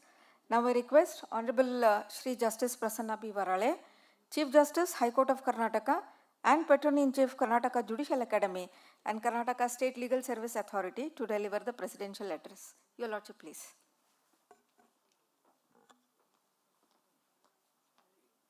Cordless mic है चालू है ना hello my esteemed colleague Brother Justice Alok Aradhe, Judge, High Court of Karnataka, and the Director of the Academy, Governor of the Academy, my sister Srimati K.S. Mudgal, Judge, High Court Karnataka, and a driving force for all these week-long celebrations, Madam Justice Manjula Chellur, former Judge, High Court of Karnataka, former Chief Justice of High Court, Kerala, Kolkata, and Mumbai. And I was so fortunate to have blessings of Madam. And though at that time, some of my seniors would call Madam as Akka, and I had not that dared, but now I can certainly call Madam Chellur Akka, who, in spite of a very busy schedule and a happy occasion in the family, spared some time for us. Thank you, Madam. Thank you very much. Madam Justice Sujata, former Judge, High Court of Karnataka, Justice Ratnakala, former Judge, High Court, Karnataka, Shri Jaishankar, Member Secretary, Karnataka State Legal Services Authority, Shri N.P. Marathe, In Charge Director of the Academy, Shri K.S. Bharat Kumar, our Registrar General, my Sahadharmacharini Gita, all the dear judicial officers, ladies and gentlemen, media people, my esteemed brothers and sisters who are present for this occasion. First of all, on behalf of myself personally and on behalf of all my brothers, I wish all a very happy Women's Day and a International Judges Day, and all credit goes to have this unique celebration to my team of sisters who, in spite of their busy schedule and judicial responsibilities, made it possible. And I really once again thank all my sisters for taking this initiative. I then also again personally thank Madam Sujata and Madam Ratnakala for accepting our invitation and sparing their time for this function. Well, now as Sister in her welcome speech and Madam also referred to the theme of today's grand finale is of motivation to our judicial officers. Though I prepared a speech, I think now, if you permit, instead of delivering this formal speech, I would like to just share a wonderful poem, a motivational poem, and that was presented by a legendary person.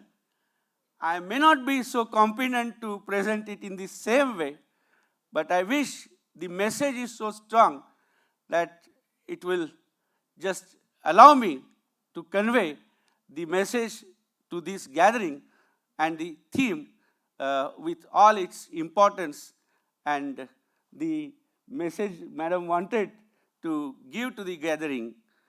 This is a poem by a legendary person and a motivational poem. I think I will be better if I come there.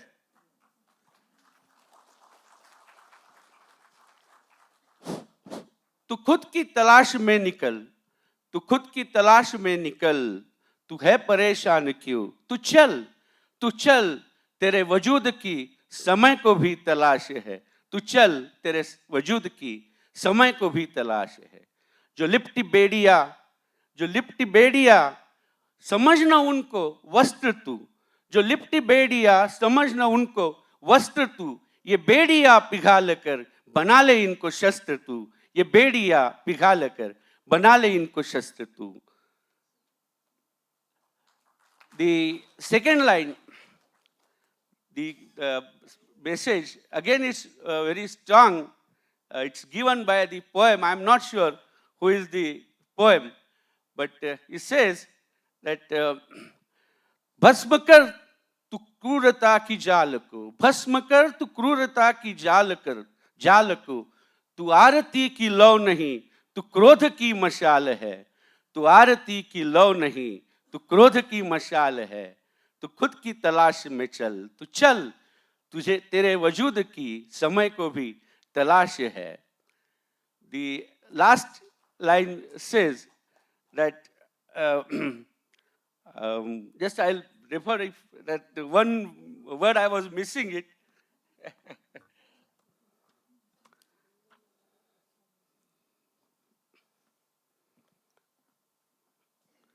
चरित्र जब पवित्र है, चरित्र जब पवित्र है तो है क्यों दशा तेरी.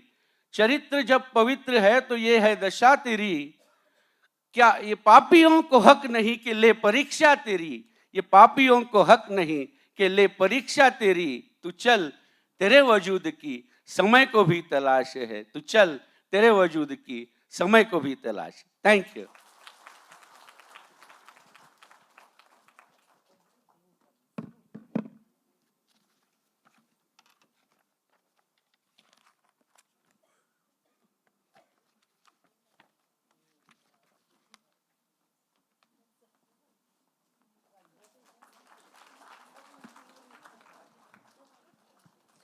That was an insightful and thought-provoking address, my lord.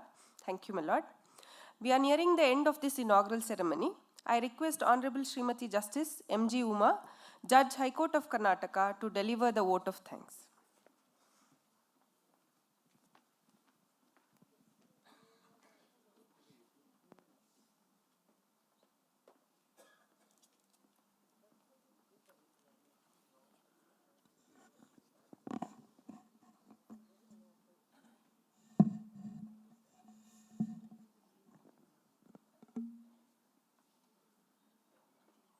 ಎಲ್ಲರಿಗೂ ನಮಸ್ಕಾರಗಳು. My Lord Chief Justice, I seek your permission to express my gratitude in Kannada. Thank you. ಕನ್ನಡದ ರಾಷ್ಟ್ರಕವಿ GS ಶಿವರುದ್ರಪ್ಪ ತಮ್ಮ ಕಾವ್ಯದ ಮೂಲಕ ಸ್ತ್ರೀಯನ್ನು ಪ್ರಕೃತಿಯಾಗಿ, ಬಾಂಧವ್ಯದ ಕುರುಹಾಗಿ, ಪ್ರೀತಿಯ ಸಂಕೇತವಾಗಿ, ತ್ಯಾಗದ ಸಾಕಾರ ರೂಪವಾಗಿ ಕಂಡು ಆಕೆಯನ್ನು ಸ್ತ್ರೀ ಎಂದರೆ ಅಷ್ಟೇ ಸಾಕೆ ಎಂಬ ಪ್ರಶ್ನೆಯನ್ನು ಸಹೃದಯರಾದ ನಮ್ಮೆಲ್ಲರ ಮುಂದೆ ಇಟ್ಟಿದ್ದಾರೆ. ಆ ಪ್ರಶ್ನೆ ಇಂದಿಗೂ ಎಂದೆಂದಿಗೂ ಪ್ರಸ್ತುತ ಅನ್ನುವಂಥದ್ದು ನನ್ನ ಅನಿಸಿಕೆ. ಮಹಿಳಾ ದಿನಾಚರಣೆಯ ಮತ್ತು ಮಹಿಳಾ ನ್ಯಾಯಾಧೀಶರ ದಿನಾಚರಣೆಯ ಅಂಗವಾಗಿ ಕರ್ನಾಟಕ ಉಚ್ಚ ನ್ಯಾಯಾಲಯ, ರಾಜ್ಯ ಕಾನೂನು ಸೇವಾ ಪ್ರಾಧಿಕಾರ ಮತ್ತು ಕರ್ನಾಟಕ ನ್ಯಾಯಾಂಗ ಅಕಾಡೆಮಿಯ ಸಂಯುಕ್ತ ಆಶ್ರಯದಲ್ಲಿ ಹಮ್ಮಿಕೊಂಡಂತಹ ಸಾಪ್ತಾಹಿಕ ಕಾರ್ಯಕ್ರಮದ ಸಮಾರೋಪ ಸಮಾರಂಭದಲ್ಲಿ ಸ್ಫುರಣಾತ್ಮಕ ಭಾಷಣಗಳನ್ನು ಕೇಳಿದ ನಂತರ ವಂದನಾರ್ಪಣೆ ಎಂಬ ಶಿಷ್ಟಾಚಾರದ ಕ್ರಮ ನೀರಸವಾಗುತ್ತದೆ. ಇದು ಸರ್ವವೇದ್ಯವಾದರೂ ಸಹ ಅಭ್ಯಾಗತರಿಗೆ ಅಭಿನಂದಿಸುವುದಕ್ಕಾಗಿ ಇದು ಒಂದು ಸಾಂಪ್ರದಾಯಿಕ ಅನಿವಾರ್ಯತೆ. ಸಾಂಪ್ರದಾಯಿಕ ಹೆಣ್ಣಿನಿಂದ ಆಧುನಿಕ ಚಲನಶೀಲ ಮಹಿಳೆಯರವರೆಗೆ ಈ ಪರಿವರ್ತನೆಯ ಸಮಯದಲ್ಲಿ ಈ ಅಂತಾರಾಷ್ಟ್ರೀಯ ಮಹಿಳಾ ದಿನಾಚರಣೆಯ ಪ್ರಾಮುಖ್ಯತೆಯನ್ನು ಪಡೆಯುತ್ತಿದೆ. ಮಹಿಳೆ ಅಬಲೆ ಎಂಬ ಮಾತು ಹಳೆಯದಾಗಿ ಮಹಿಳೆ ಸಬಲೆ, ಸ್ಫೂರ್ತಿಯ ಸೆಲೆ, ಧೈರ್ಯದ ನೆಲೆ, ಕರ್ತವ್ಯ ಶಕ್ತಿಯ ಸೆಲೆ ಎಂಬಲ್ಲಿಯವರೆಗಿನ ಬದಲಾವಣೆಯ ವಿಮರ್ಶೆಯ ಸಮಯ ಇದಾಗಿದೆ. ಇಂದಿನ ಕಾರ್ಯಕ್ರಮಕ್ಕೆ ಸರ್ವೋಚ್ಚ ನ್ಯಾಯಾಲಯದ ಸನ್ಮಾನ್ಯ ನ್ಯಾಯಮೂರ್ತಿಗಳಾದ ಶ್ರೀಮತಿ BV ನಾಗರತ್ನ ಅವರು ನಮ್ಮ ಕೋರಿಕೆಯನ್ನು ಮನ್ನಿಸಿ ತಮ್ಮ ಸಂದೇಶ ಭಾಷಣವನ್ನು ನೀಡಿದ್ದಾರೆ. ನ್ಯಾಯಮೂರ್ತಿಗಳಾದ BV ನಾಗರತ್ನ ಅವರು ಕರ್ನಾಟಕ ಉಚ್ಚ ನ್ಯಾಯಾಲಯದ ನ್ಯಾಯಮೂರ್ತಿಗಳಾಗಿ ತದನಂತರ ಸರ್ವೋಚ್ಚ ನ್ಯಾಯಾಲಯದ ನ್ಯಾಯಮೂರ್ತಿಯಾದಂತಹ ಮೇರು ಪದವಿಗೇರಿದ ಮಹಿಳೆಯರ ಸಾಮರ್ಥ್ಯದ ಪ್ರತೀಕರಾಗಿದ್ದಾರೆ. ಅಂತಾರಾಷ್ಟ್ರೀಯ ಮಹಿಳಾ ದಿನಾಚರಣೆಯ ಘೋಷವಾಕ್ಯ ಲಿಂಗ ಸಮಾನತೆಗಾಗಿ ನಾವೀನ್ಯತೆ ಮತ್ತು ತಂತ್ರಜ್ಞಾನ ಎಂಬುದಕ್ಕೆ ಪೂರಕವಾಗಿ ತಂತ್ರಜ್ಞಾನವನ್ನು ಬಳಸಿ ದೃಕ್ ಮತ್ತು ಶ್ರವಣ ಮುದ್ರಿತ ಸಂದೇಶವನ್ನು ನೀಡಿ ನಮ್ಮೆಲ್ಲರಿಗೂ ಪ್ರೇರಣೆಯನ್ನು ನೀಡಿದ್ದಾರೆ. ಅವರು ತಮ್ಮ ಸಂದೇಶದಲ್ಲಿ ಲಿಂಗ ಸಮಾನತೆಯನ್ನು ಸಾಧಿಸುವ ಪ್ರಯತ್ನದಲ್ಲಿ ಸ್ತ್ರೀಯ ಸಹಜ ಗುಣಗಳಾದ ತಾಳ್ಮೆ ಮತ್ತು ಸಹಿಷ್ಣುತೆಗಳನ್ನು ಇನ್ನೂ ಉಚ್ಛ್ರಾಯ ಮಟ್ಟಕ್ಕೆ ಏರಿಸುವ ಬಗೆಗಿನ ಚಿಂತನೆಯ ಅಗತ್ಯವನ್ನು ಮಹಿಳಾ ದಿನಾಚರಣೆಯ ಸಂದರ್ಭದಲ್ಲಿ ಒತ್ತಿ ಹೇಳಿದ್ದಾರೆ. ಸನ್ಮಾನ್ಯರಿಗೆ ನಾವು ನಮ್ಮೆಲ್ಲರ ಪರವಾಗಿ ಅತ್ಯಂತ ಗೌರವಪೂರ್ವಕವಾದ ವಂದನೆಯನ್ನು ಸಲ್ಲಿಸುತ್ತೇನೆ. ಕರ್ನಾಟಕ ಸಂಜಾತ, ಮಹಾರಾಷ್ಟ್ರದಿಂದ ಬಂದಾತ, ಸದಾ ಪ್ರಸನ್ನವದನ ಕರ್ನಾಟಕ ಉಚ್ಚ ನ್ಯಾಯಾಲಯದ ಮುಖ್ಯ ನ್ಯಾಯಮೂರ್ತಿ ಶ್ರೀ ಪ್ರಸನ್ನ ಬಿ ವರಾಳೆ. ಕೇವಲ ಈ ದಿನದ ಕಾರ್ಯಕ್ರಮದ ಅಧ್ಯಕ್ಷತೆಯನ್ನಷ್ಟೇ ಅಲ್ಲ, ಒಂದು ವಾರದ ಕಾಲ ನಾವು ಹಮ್ಮಿಕೊಂಡಂತಹ ಅಂತಾರಾಷ್ಟ್ರೀಯ ಮಹಿಳಾ ದಿನಾಚರಣೆಯ ವಿವಿಧ ಕಾರ್ಯಕ್ರಮಗಳ ಸಾರಥ್ಯವನ್ನು ಸಮರ್ಥವಾಗಿ ವಹಿಸಿಕೊಂಡು ಇಂದಿನವರೆಗೂ ಈ ಕಾರ್ಯಕ್ರಮವನ್ನು ಯಶಸ್ವಿಯಾಗಿಸುವರಲ್ಲಿ ಶ್ರಮಿಸಿದ್ದಾರೆ. ಇಂದಿನ ತಮ್ಮ ಅಧ್ಯಕ್ಷೀಯ ನುಡಿಯೊಂದಿಗೆ ನಮ್ಮನ್ನು ಹುರಿದುಂಬಿಸುವಂತಹ ಕವನವನ್ನು ಸಹ ವಾಚಿಸಿ ನಮ್ಮನ್ನು ನಿಜವಾಗಿಯೂ ಮುಂದಿನ ದಿನಗಳಲ್ಲಿ ಸಮರ್ಥವಾಗಿ ನಮ್ಮ ಕೆಲಸವನ್ನು ನಿರ್ವಹಿಸುವ ಮತ್ತು ಬರುವಂತಹ ಎಲ್ಲ ಸವಾಲುಗಳನ್ನು ಎದುರಿಸುವುದಕ್ಕೆ ನಮ್ಮನ್ನು ಹುರಿದುಂಬಿಸಿದ್ದಾರೆ, ಅಣಿಗೊಳಿಸಿದ್ದಾರೆ. ಸರ್, ತಮಗೆ ತುಂಬ ಧನ್ಯವಾದಗಳು. Milord, I am very much grateful. ಇಂದಿನ ಕಾರ್ಯಕ್ರಮದ ಉದ್ಘಾಟಕರಾಗಿ ಮಾನ್ಯ ನ್ಯಾಯಮೂರ್ತಿಗಳು ಮತ್ತು ನಮ್ಮೆಲ್ಲರ ನೆಚ್ಚಿನ ಅಕ್ಕ ಶ್ರೀಮತಿ ಮಂಜುಳಾ ಚೆಲ್ಲೂರ್ ಮೇಡಮ್ ಅವರು ಆಗಮಿಸಿ ಕಾರ್ಯಕ್ರಮವನ್ನು ಉದ್ಘಾಟಿಸಿ ಕಾರ್ಯಕ್ರಮಕ್ಕೆ ವಿಶೇಷ ಮೆರುಗನ್ನು ನೀಡಿದ್ದಾರೆ.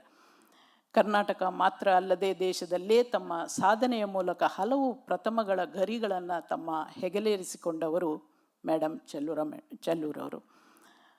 ಬಹುಮುಖ ವ್ಯಕ್ತಿತ್ವವುಳ್ಳಂತಹ ತಾವು ಮಹಿಳಾ ನ್ಯಾಯಮೂರ್ತಿಗಳಾಗಿ ಈ ದಿನದ ಕಾರ್ಯಕ್ರಮದ ಉದ್ಘಾಟನೆ ಮಾಡಿರುವಂತಹದ್ದು ಬಹಳಷ್ಟು ಪ್ರಸ್ತುತ ಮತ್ತು ನಮಗೆಲ್ಲರಿಗೂ ಸ್ಫೂರ್ತಿದಾಯಕವಾಗಿದೆ. ನಮ್ಮ ದೃಢ ನಿರ್ಧಾರ ಮತ್ತು ನಮ್ಮ ಗಟ್ಟಿತನ ನಮ್ಮ ಗುರಿಯನ್ನು ಸಾಧಿಸುವ ಛಲದೊಂದಿಗೆ ನಮ್ಮ ನಿರ್ಧಾರ ನಮ್ಮನ್ನು ನಾವು ಮುಟ್ಟಬೇಕಾದ ಗುರಿಯ ಕಡೆ ಕರೆದುಕೊಂಡು ಹೋಗುತ್ತೆ ಅನ್ನುವಂತಹ ಮಾತನ್ನು ಅತ್ಯಂತ ದೃಢವಾಗಿ ಹೇಳಿ, ತಾವು ಒಂದು ವಕೀಲ ವೃತ್ತಿಯನ್ನು ಪ್ರಾರಂಭಿಸುವ ಮೊದಲು, ಅದಕ್ಕೂ ಮೊದಲು LLB ಮಾಡುವುದಕ್ಕೆ ಇರುವಂತಹ ಒಂದು ಸವಾಲಿನ ಸಂಗತಿ, ವಕೀಲ ವೃತ್ತಿಯನ್ನು ಕೈಗೊಳ್ಳುವಾಗ ಸವಾಲಿನ ಪರಿಸ್ಥಿತಿ, ಮುಂದೆ ಜಿಲ್ಲಾ ನ್ಯಾಯಾಧೀಶೆಯಾಗಿ ಆಯ್ಕೆಗೊಂಡಾಗ ತಮ್ಮ ಮುಂದೆ ಇದ್ದ ಸವಾಲು, ಇವುಗಳನ್ನೆಲ್ಲ ಅತ್ಯಂತ ಸೂಕ್ಷ್ಮವಾಗಿ ನಮ್ಮ ಮುಂದೆ ತೆರೆದಿಟ್ಟಿದ್ದಾರೆ. ಬಹುಶಃ ಈ ದಿನ ನಾವು ಆ ಸವಾಲುಗಳನ್ನು ಎದುರಿಸ್ತಾ ಇಲ್ಲ. ಅದನ್ನು ನಾವು ಮನಗಂಡು ಅವರ ಸಾಧನೆಯ ಸ್ಫೂರ್ತಿಯೊಂದಿಗೆ ನಾವು ಎಲ್ಲರೂ ಮುಂದೆ ಹೋಗಬೇಕು ಅನ್ನುವಂತಹ ಅವರೇ ಒಂದು ಸಂದೇಶವಾಗಿ ನಮ್ಮ ಮುಂದೆ ಇವತ್ತು ನಿಂತಿದ್ದಾರೆ. ಅದಕ್ಕಾಗಿ ನಮ್ಮ ಅತ್ಯಂತ ಹೃತ್ಪೂರ್ವಕ ಧನ್ಯವಾದಗಳು ಮೇಡಮ್. ಕರ್ನಾಟಕ ಉಚ್ಚ ನ್ಯಾಯಾಲಯದ ಹಿರಿಯ ನ್ಯಾಯಮೂರ್ತಿಗಳು ಮತ್ತು ಕರ್ನಾಟಕ ನ್ಯಾಯಾಂಗ ಅಕಾಡೆಮಿಯ ಅಧ್ಯಕ್ಷರೂ ಆದ ಶ್ರೀ ಅಲೋಕ್ ಅರಾಧೆಯವರು ನಮ್ಮ ಆಹ್ವಾನವನ್ನು ಮನ್ನಿಸಿ ಕಾರ್ಯಕ್ರಮಕ್ಕೆ ಆಗಮಿಸಿದ್ದಾರೆ. ಅವರು ಕರ್ನಾಟಕ ಉಚ್ಚ ನ್ಯಾಯಾಲಯದಿಂದ ಇಂತಹ ಎಲ್ಲ ಕಾರ್ಯಕ್ರಮಗಳಿಗೂ ಪ್ರೇರಣೆಯಾಗಿ ನಿಂತು ಕರ್ನಾಟಕ ನ್ಯಾಯಾಂಗ ಅಕಾಡೆಮಿಯಿಂದ ದೊರೆಯಬಹುದಾದ ಎಲ್ಲ ಸೌಲಭ್ಯಗಳನ್ನು ನಮಗೆ ಒದಗಿಸಿಕೊಟ್ಟಿದ್ದಾರೆ. ಮತ್ತಲ್ಲದೆ ಈ ಸಂಭ್ರಮದ ಅನುದಿನದಲ್ಲೂ ನಮ್ಮೊಂದಿಗೆ ಇದ್ದು ಈ ದಿನ ತಮ್ಮ ಸದಾಶಯದ ನುಡಿಯೊಂದಿಗೆ ನಮ್ಮನ್ನು ಪ್ರೋತ್ಸಾಹಿಸಿದ್ದಾರೆ. ಆದ್ದರಿಂದ ಅವರಿಗೆ ಸಹ ನನ್ನ ಹೃತ್ಪೂರ್ವಕ ವಂದನೆಗಳು. Thank you milord. ಪೂರ್ವ ನಿರ್ಧಾರಿತ ಬೇರೆ ಕಾರ್ಯಕ್ರಮಗಳಲ್ಲಿ ಬೇಕಾಗಿದ್ದ ಕಾರಣ ಈ ಕಾರ್ಯಕ್ರಮದಲ್ಲಿ ಉಪಸ್ಥಿತರಿಲ್ಲದಿದ್ದರೂ ಸಹ ಅಂತಾರಾಷ್ಟ್ರೀಯ ಮಹಿಳಾ ದಿನಾಚರಣೆಗೆ ಸಂಬಂಧಿಸಿದ ಎಲ್ಲ ಕಾರ್ಯಕ್ರಮಗಳಿಗೂ ನೇಪಥ್ಯದಲ್ಲಿ ಸ್ಫೂರ್ತಿಯ ಸೆಲೆಯಾಗಿ ನಿಂತು ತಮ್ಮ ಸಹಾಯ ಹಸ್ತವನ್ನು ಚಾಚಿದ ಕರ್ನಾಟಕ ರಾಜ್ಯ ನ್ಯಾಯಾಲಯದ ಮತ್ತೋರ್ವ ಹಿರಿಯ ನ್ಯಾಯಮೂರ್ತಿ ಶ್ರೀ ಬಿ ವೀರಪ್ಪ ಅವರನ್ನು ಸ್ಮರಿಸಿ ಧನ್ಯವಾದ ಹೇಳದೇ ಇದ್ದರೆ ಕರ್ತವ್ಯ ಲೋಪವಾಗುತ್ತದೆ. ನಮ್ಮ ಪ್ರತಿಯೊಂದು ಕಾರ್ಯಕ್ರಮದಲ್ಲೂ ಸಹ ಅವರು ಬೆಂಗಾವಲಾಗಿ ನಿಂತು ನಮ್ಮನ್ನು ಹುರಿದುಂಬಿಸಿದ್ದಾರೆ. ಆದ್ದರಿಂದ ಅವರ ಅನುಪಸ್ಥಿತಿಯಲ್ಲಿ ಅವರಿಗೆ ನನ್ನ ಹೃತ್ಪೂರ್ವಕವಾದ ಧನ್ಯವಾದಗಳು. ಯಾವುದೇ ಕಾರ್ಯಕ್ರಮವನ್ನು ಪರಿಕಲ್ಪನೆಗೊಳಿಸುವುದು ಮತ್ತು ಅದನ್ನು ಅಂದುಕೊಂಡಂತೆ ನಡೆಸುವುದು, ಇದರ ಹಿಂದೆ ಬಹಳಷ್ಟು ದೊಡ್ಡ ಶ್ರಮ ಇರುತ್ತದೆ. ಕರ್ನಾಟಕ ಉಚ್ಚ ನ್ಯಾಯಾಲಯದ ನ್ಯಾಯಮೂರ್ತಿಗಳಾದ ಶ್ರೀಮತಿ KS ಮುದುಗಲ್ ಅವರು ತಮ್ಮ ಪ್ರತಿಕೂಲ ಆರೋಗ್ಯದ ಪರಿಸ್ಥಿತಿಯಲ್ಲಿಯೂ ಸಹ ಅಂತಾರಾಷ್ಟ್ರೀಯ ಮಹಿಳಾ ದಿನಾಚರಣೆಯ ಅಂಗವಾಗಿ ಹಮ್ಮಿಕೊಂಡಿರುವ ಒಂದು ವಾರ ಕಾಲದ ಕಾರ್ಯಕ್ರಮಗಳ ರೂಪುರೇಷೆಯನ್ನು ತಯಾರಿಸಿದ್ದಷ್ಟೇ ಅಲ್ಲದೆ ಸಕಲ ವ್ಯವಸ್ಥೆ ಮಾಡುವುದರಲ್ಲಿ ಕೂಡ ಮುತುವರ್ಜಿ ವಹಿಸಿ ಎಲ್ಲ ಕಾರ್ಯಕ್ರಮಗಳನ್ನು ಯಶಸ್ವಿಯಾಗಿ ನಡೆಸಿಕೊಟ್ಟಿದ್ದಾರೆ. ಅದಕ್ಕೆ ಅವರೇ ಕಾರಣೀಭೂತರಾಗಿದ್ದಾರೆ. ಆದ್ದರಿಂದ ಎಲ್ಲರಿಗೂ ಮಾದರಿಯಾದ ಅವರಿಗೆ ನಮ್ಮ ವಿಶೇಷ ಅಭಿನಂದನೆಗಳು. Thank you madam. ಈ ಕಾರ್ಯಕ್ರಮದಲ್ಲಿ ಕರ್ನಾಟಕ ಉಚ್ಚ ನ್ಯಾಯಾಲಯದ ವಿಶ್ರಾಂತ ನ್ಯಾಯಮೂರ್ತಿಗಳು ಹಾಗೂ ಕರ್ನಾಟಕ ಸರ್ಕಾರದ ಟೆಂಡರ್ ಪೂರ್ವ ಪರಿಶೀಲನಾ ಸಮಿತಿಯ ಮುಖ್ಯಸ್ಥರೂ ಆದ ಶ್ರೀಮತಿ ರತ್ನಕಲಾ ಅವರಿದ್ದಾರೆ. ಮತ್ತೋರ್ವ ವಿಶ್ರಾಂತ ನ್ಯಾಯಮೂರ್ತಿಗಳು ಹಾಗೂ ಕೇಂದ್ರೀಯ ಆಡಳಿತ ಮಂಡಳಿಯ ನ್ಯಾಯಿಕ ಸದಸ್ಯರಾದ ಶ್ರೀಮತಿ ಸುಜಾತಾರವರು ನಮ್ಮ ಆಹ್ವಾನದ ಮೇರೆಗೆ ಮುಖ್ಯ ಅತಿಥಿಗಳಾಗಿ ಆಗಮಿಸಿದ್ದಾರೆ. ಇವರಿಬ್ಬರೂ ಸಹ ಇತ್ತೀಚಿನವರೆಗೂ ನಮ್ಮೊಂದಿಗೆ ನಮ್ಮ ಹಿರಿಯ ಸಹೋದರಿಯರೇ ಆಗಿ ನಮ್ಮೊಂದಿಗೆ ಕೆಲಸ ಮಾಡಿದಂತಹವರು. ಇವರಿರುವರು ಕೂಡ ತಮ್ಮ ಕಲಾಪೂರ್ಣ ಮಾತುಗಳೊಂದಿಗೆ ಮಹಿಳಾ ದಿನದ ಮಹತ್ವವನ್ನು ತಿಳಿಸಿಕೊಟ್ಟಿದ್ದಾರೆ. ಶ್ರೀಮತಿ ನ್ಯಾಯಮೂರ್ತಿ ರತ್ನಕಲಾ ಅವರು ಆಕಸ್ಮಿಕವಾಗಿ ಮಾಡಿದಂತಹ ಸಾಧನೆಯ ಬಗ್ಗೆ ನಮ್ಮ ಮುಂದೆ ತಮ್ಮನ್ನು ತೆರೆದಿಟ್ಟುಕೊಂಡಿದ್ದಾರೆ. ಆದರೂ ಮೇಡಮ್, ತಾವು ಆಕಸ್ಮಿಕವಾಗಿ ತಲುಪಿದ ಗುರಿ ಅದು ಬಹಳಷ್ಟು ಮೆಚ್ಚುಗೆಗೆ ವ್ಯಕ್ತವಾಗುತ್ತೆ. ಅದೇ ರೀತಿ ಮೇಡಮ್ ಸುಜಾತಾರವರು ಕೂಡ ತಮ್ಮನ್ನು ವಿಶ್ರಾಂತ ನ್ಯಾಯಮೂರ್ತಿಗಳನ್ನು ಗೌರವಿಸುವಂತಹ ಒಂದು ಪದ್ಧತಿಯ ಬಗ್ಗೆ ಮೆಚ್ಚುಗೆಯನ್ನು ವ್ಯಕ್ತಪಡಿಸಿದ್ದಾರೆ. ಡಿಜಿಟ್ ಆಲ್ ಎನ್ನುವುದರ ಬಗ್ಗೆ, ಡಿಜಿಟಲೀಕರಣ ಎಷ್ಟು ಮುಖ್ಯ ಅನ್ನೋದರ ಬಗ್ಗೆ ಕೂಡ ನಮ್ಮೆಲ್ಲರಿಗೂ ಮನವರಿಕೆ ಮಾಡಿಕೊಟ್ಟಿದ್ದಾರೆ. ಅವರಿಬ್ಬರಿಗೂ ಕೂಡ ಹೃತ್ಪೂರ್ವಕವಾದ ಅಭಿನಂದನೆಗಳು. ನಮ್ಮ ಆಹ್ವಾನವನ್ನು ಮನ್ನಿಸಿ ತಮ್ಮ ಉಪಸ್ಥಿತಿಯಿಂದ ಈ ಕಾರ್ಯಕ್ರಮಕ್ಕೆ ವಿಶೇಷ ಮೆರಗನ್ನು ತಂದುಕೊಟ್ಟಂತಹವರು ನಮ್ಮ ಸಹೋದರ ನ್ಯಾಯಮೂರ್ತಿಗಳು. ಅವರೆಲ್ಲರಿಗೂ ಅನಂತ ಅಭಿನಂದನೆಗಳು. ಇಂದಿನ ಕಾರ್ಯಕ್ರಮಕ್ಕೆ ನಮ್ಮ ನ್ಯಾಯಮೂರ್ತಿಗಳು ತಮ್ಮ ಅರ್ಧಾಂಗಿಯೊಂದಿಗೆ ಬಂದಿದ್ದಾರೆ. ಆದರೆ ನಿನ್ನೆ ನಮ್ಮ ಚೀಫ್ ಜಸ್ಟಿಸ್ ಅವರು ಒಂದು ಕಾರ್ಯಕ್ರಮದಲ್ಲಿ ಹೇಳಿದರು, ಅವರು ಅರ್ಧಾಂಗಿ ಅಲ್ಲ ಪೂರ್ತಿ ಅಂಗಿ ಅಂತ. ಅದು ಅಕ್ಷರಶಃ ನಿಜ ಅನ್ನುವಂಥದ್ದು ಮನವರಿಕೆ ಆಗಿದೆ. ಇಂತಹ ಕಾರ್ಯಕ್ರಮದಲ್ಲಿ ಅವರುಗಳು ಕುಟುಂಬದ ಸದಸ್ಯರು ಅತ್ಯಂತ ಉತ್ಸಾಹದಿಂದ ಅಲಂಕೃತರಾಗಿ ಬಂದು ಕಾರ್ಯಕ್ರಮಕ್ಕೆ ಒಂದು ಮೆರಗನ್ನು ರಂಗನ್ನು ಹೆಚ್ಚಿಸಿದ್ದಾರೆ. ಅವರೆಲ್ಲರಿಗೂ ನನ್ನ ಹೃತ್ಪೂರ್ವಕ ಮತ್ತು ಪ್ರೀತಿಪೂರ್ವಕ ಅಭಿನಂದನೆಗಳು. ನಮ್ಮ ಆಹ್ವಾನದ ಮೇರೆಗೆ ಈ ಕಾರ್ಯಕ್ರಮದಲ್ಲಿ ಭಾಗವಹಿಸಿರುವ ಬೆಂಗಳೂರು ನಗರ ಸಿವಿಲ್ ನ್ಯಾಯಾಲಯದ ಎಲ್ಲ ಮಹಿಳಾ ನ್ಯಾಯಾಧೀಶರುಗಳು, ಅಕಾಡೆಮಿಯ ತರಬೇತಿ ನಿರತ ಎಲ್ಲ ನ್ಯಾಯಾಧೀಶರುಗಳು ಹಾಗೂ ಕರ್ನಾಟಕ ಉಚ್ಚ ನ್ಯಾಯಾಲಯದ ಮಹಿಳಾ ಸಿಬ್ಬಂದಿ ಪಾಲ್ಗೊಂಡಿದ್ದೀರಿ. ಈ ಮೂಲಕ ನಮ್ಮ ಸಂಭ್ರಮವನ್ನು ಇಮ್ಮಡಿಗೊಳಿಸಿದ್ದೀರಿ. ಈ ಕಾರ್ಯಕ್ರಮ ನಿಮ್ಮ ದಿನನಿತ್ಯದ ನ್ಯಾಯದಾನದ ಪ್ರಕ್ರಿಯೆಯಲ್ಲಿ ಸ್ಫೂರ್ತಿಯಾಗಲಿ ಎನ್ನುವ ಹಾರೈಕೆಯೊಂದಿಗೆ ತಮಗೆಲ್ಲರಿಗೂ ನನ್ನ ಶುಭಾಶಯಗಳನ್ನು ತಿಳಿಸಲಿಕ್ಕೆ ಬಯಸ್ತೇನೆ.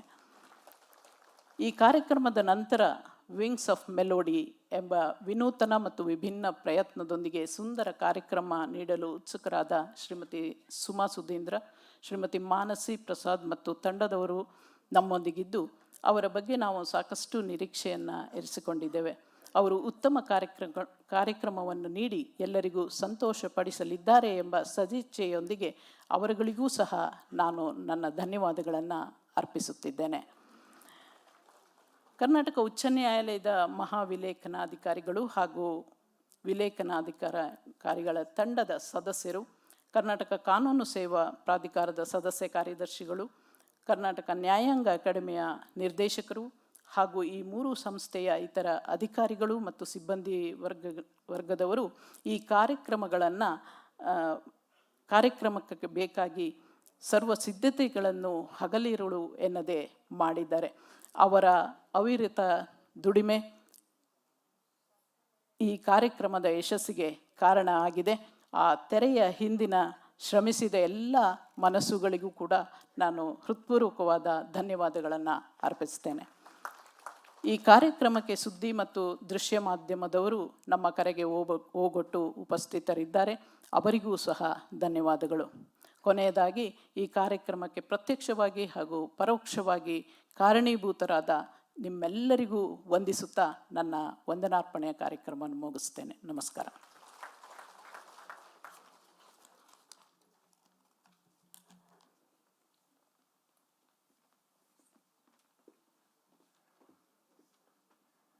Thank you, Honorable Justice M.G. Uma. We request all the lordships on the dais to kindly occupy the front rows in the hall, take the seats there for the cultural event. In the meanwhile, I request the staff to clear the... I request that the Khalsa song be played.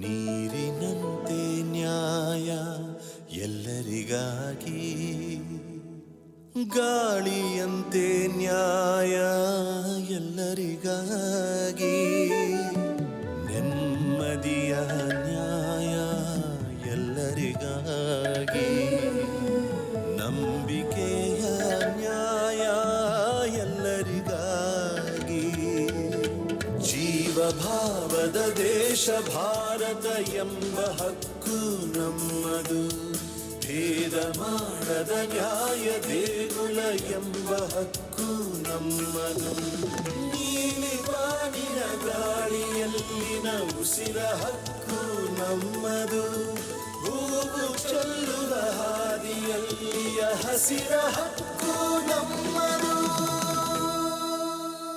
Khalsa, Karnataka State Legal Services Authority. Khalsa, Khalsa. ನಮ್ಮ ಅಳಲನ್ನು ಎಲ್ಲೂ ಆಲಿಸುವವರಿಲ್ಲ ಎಂಬ ಚಿಂತೆ ಏಕೆ? ಈಗ ನ್ಯಾಯಾಲಯವೇ ನಡೆದು ಬರುವುದು ನಿಮ್ಮ ಅಂಗಳಕ್ಕೆ. ಅಸಹಾಯಕರಿಗೆ ಸಿಗುವುದು ನ್ಯಾಯ, ನೊಂದವರಿಗೆ ಸಿಗುವುದು ನ್ಯಾಯ, ದುರ್ಬಲರಿಗೆ ಸಿಗುವುದು ನ್ಯಾಯ.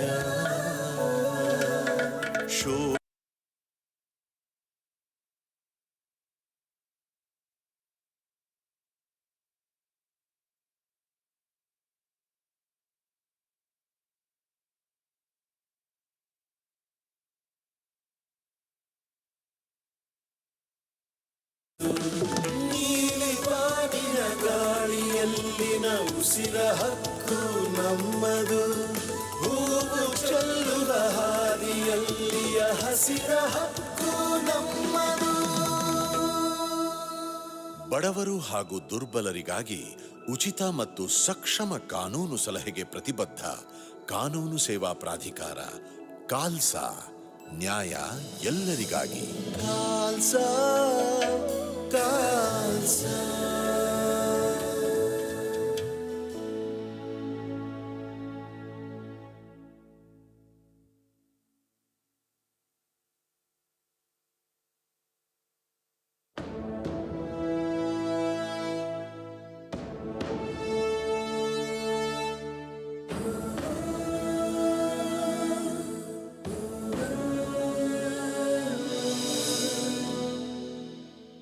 ನೀರಿನಂತೆ ನ್ಯಾಯ ಎಲ್ಲರಿಗಾಗಿ, ಗಾಳಿಯಂತೆ ನ್ಯಾಯ ಎಲ್ಲರಿಗಾಗಿ, ನೆಮ್ಮದಿಯ ನ್ಯಾಯ ಎಲ್ಲರಿಗಾಗಿ, ನಂಬಿಕೆಯ ನ್ಯಾಯ ಎಲ್ಲರಿಗಾಗಿ, ಜೀವಭಾವದ ದೇಶ ಭಾರತ ಎಂಬ ಹಕ್ಕು ನಮ್ಮದು, ಭೇದ ಮಾಡದ ನ್ಯಾಯ ದೇಗುಲ ಎಂಬ ಹಕ್ಕು ನಮ್ಮದು, ನೀಲಿ ಬಾನಿನ ಗಾಳಿಯಲ್ಲಿನ ಉಸಿರ ಹಕ್ಕು ನಮ್ಮದು, ಹೂವು ಚೆಲ್ಲುವ ಹಾದಿಯಲ್ಲಿಯ ಹಸಿರ ಹಕ್ಕು ನಮ್ಮದು.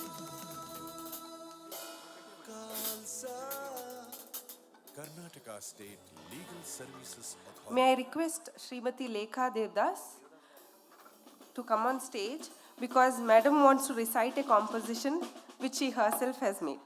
Ma'am.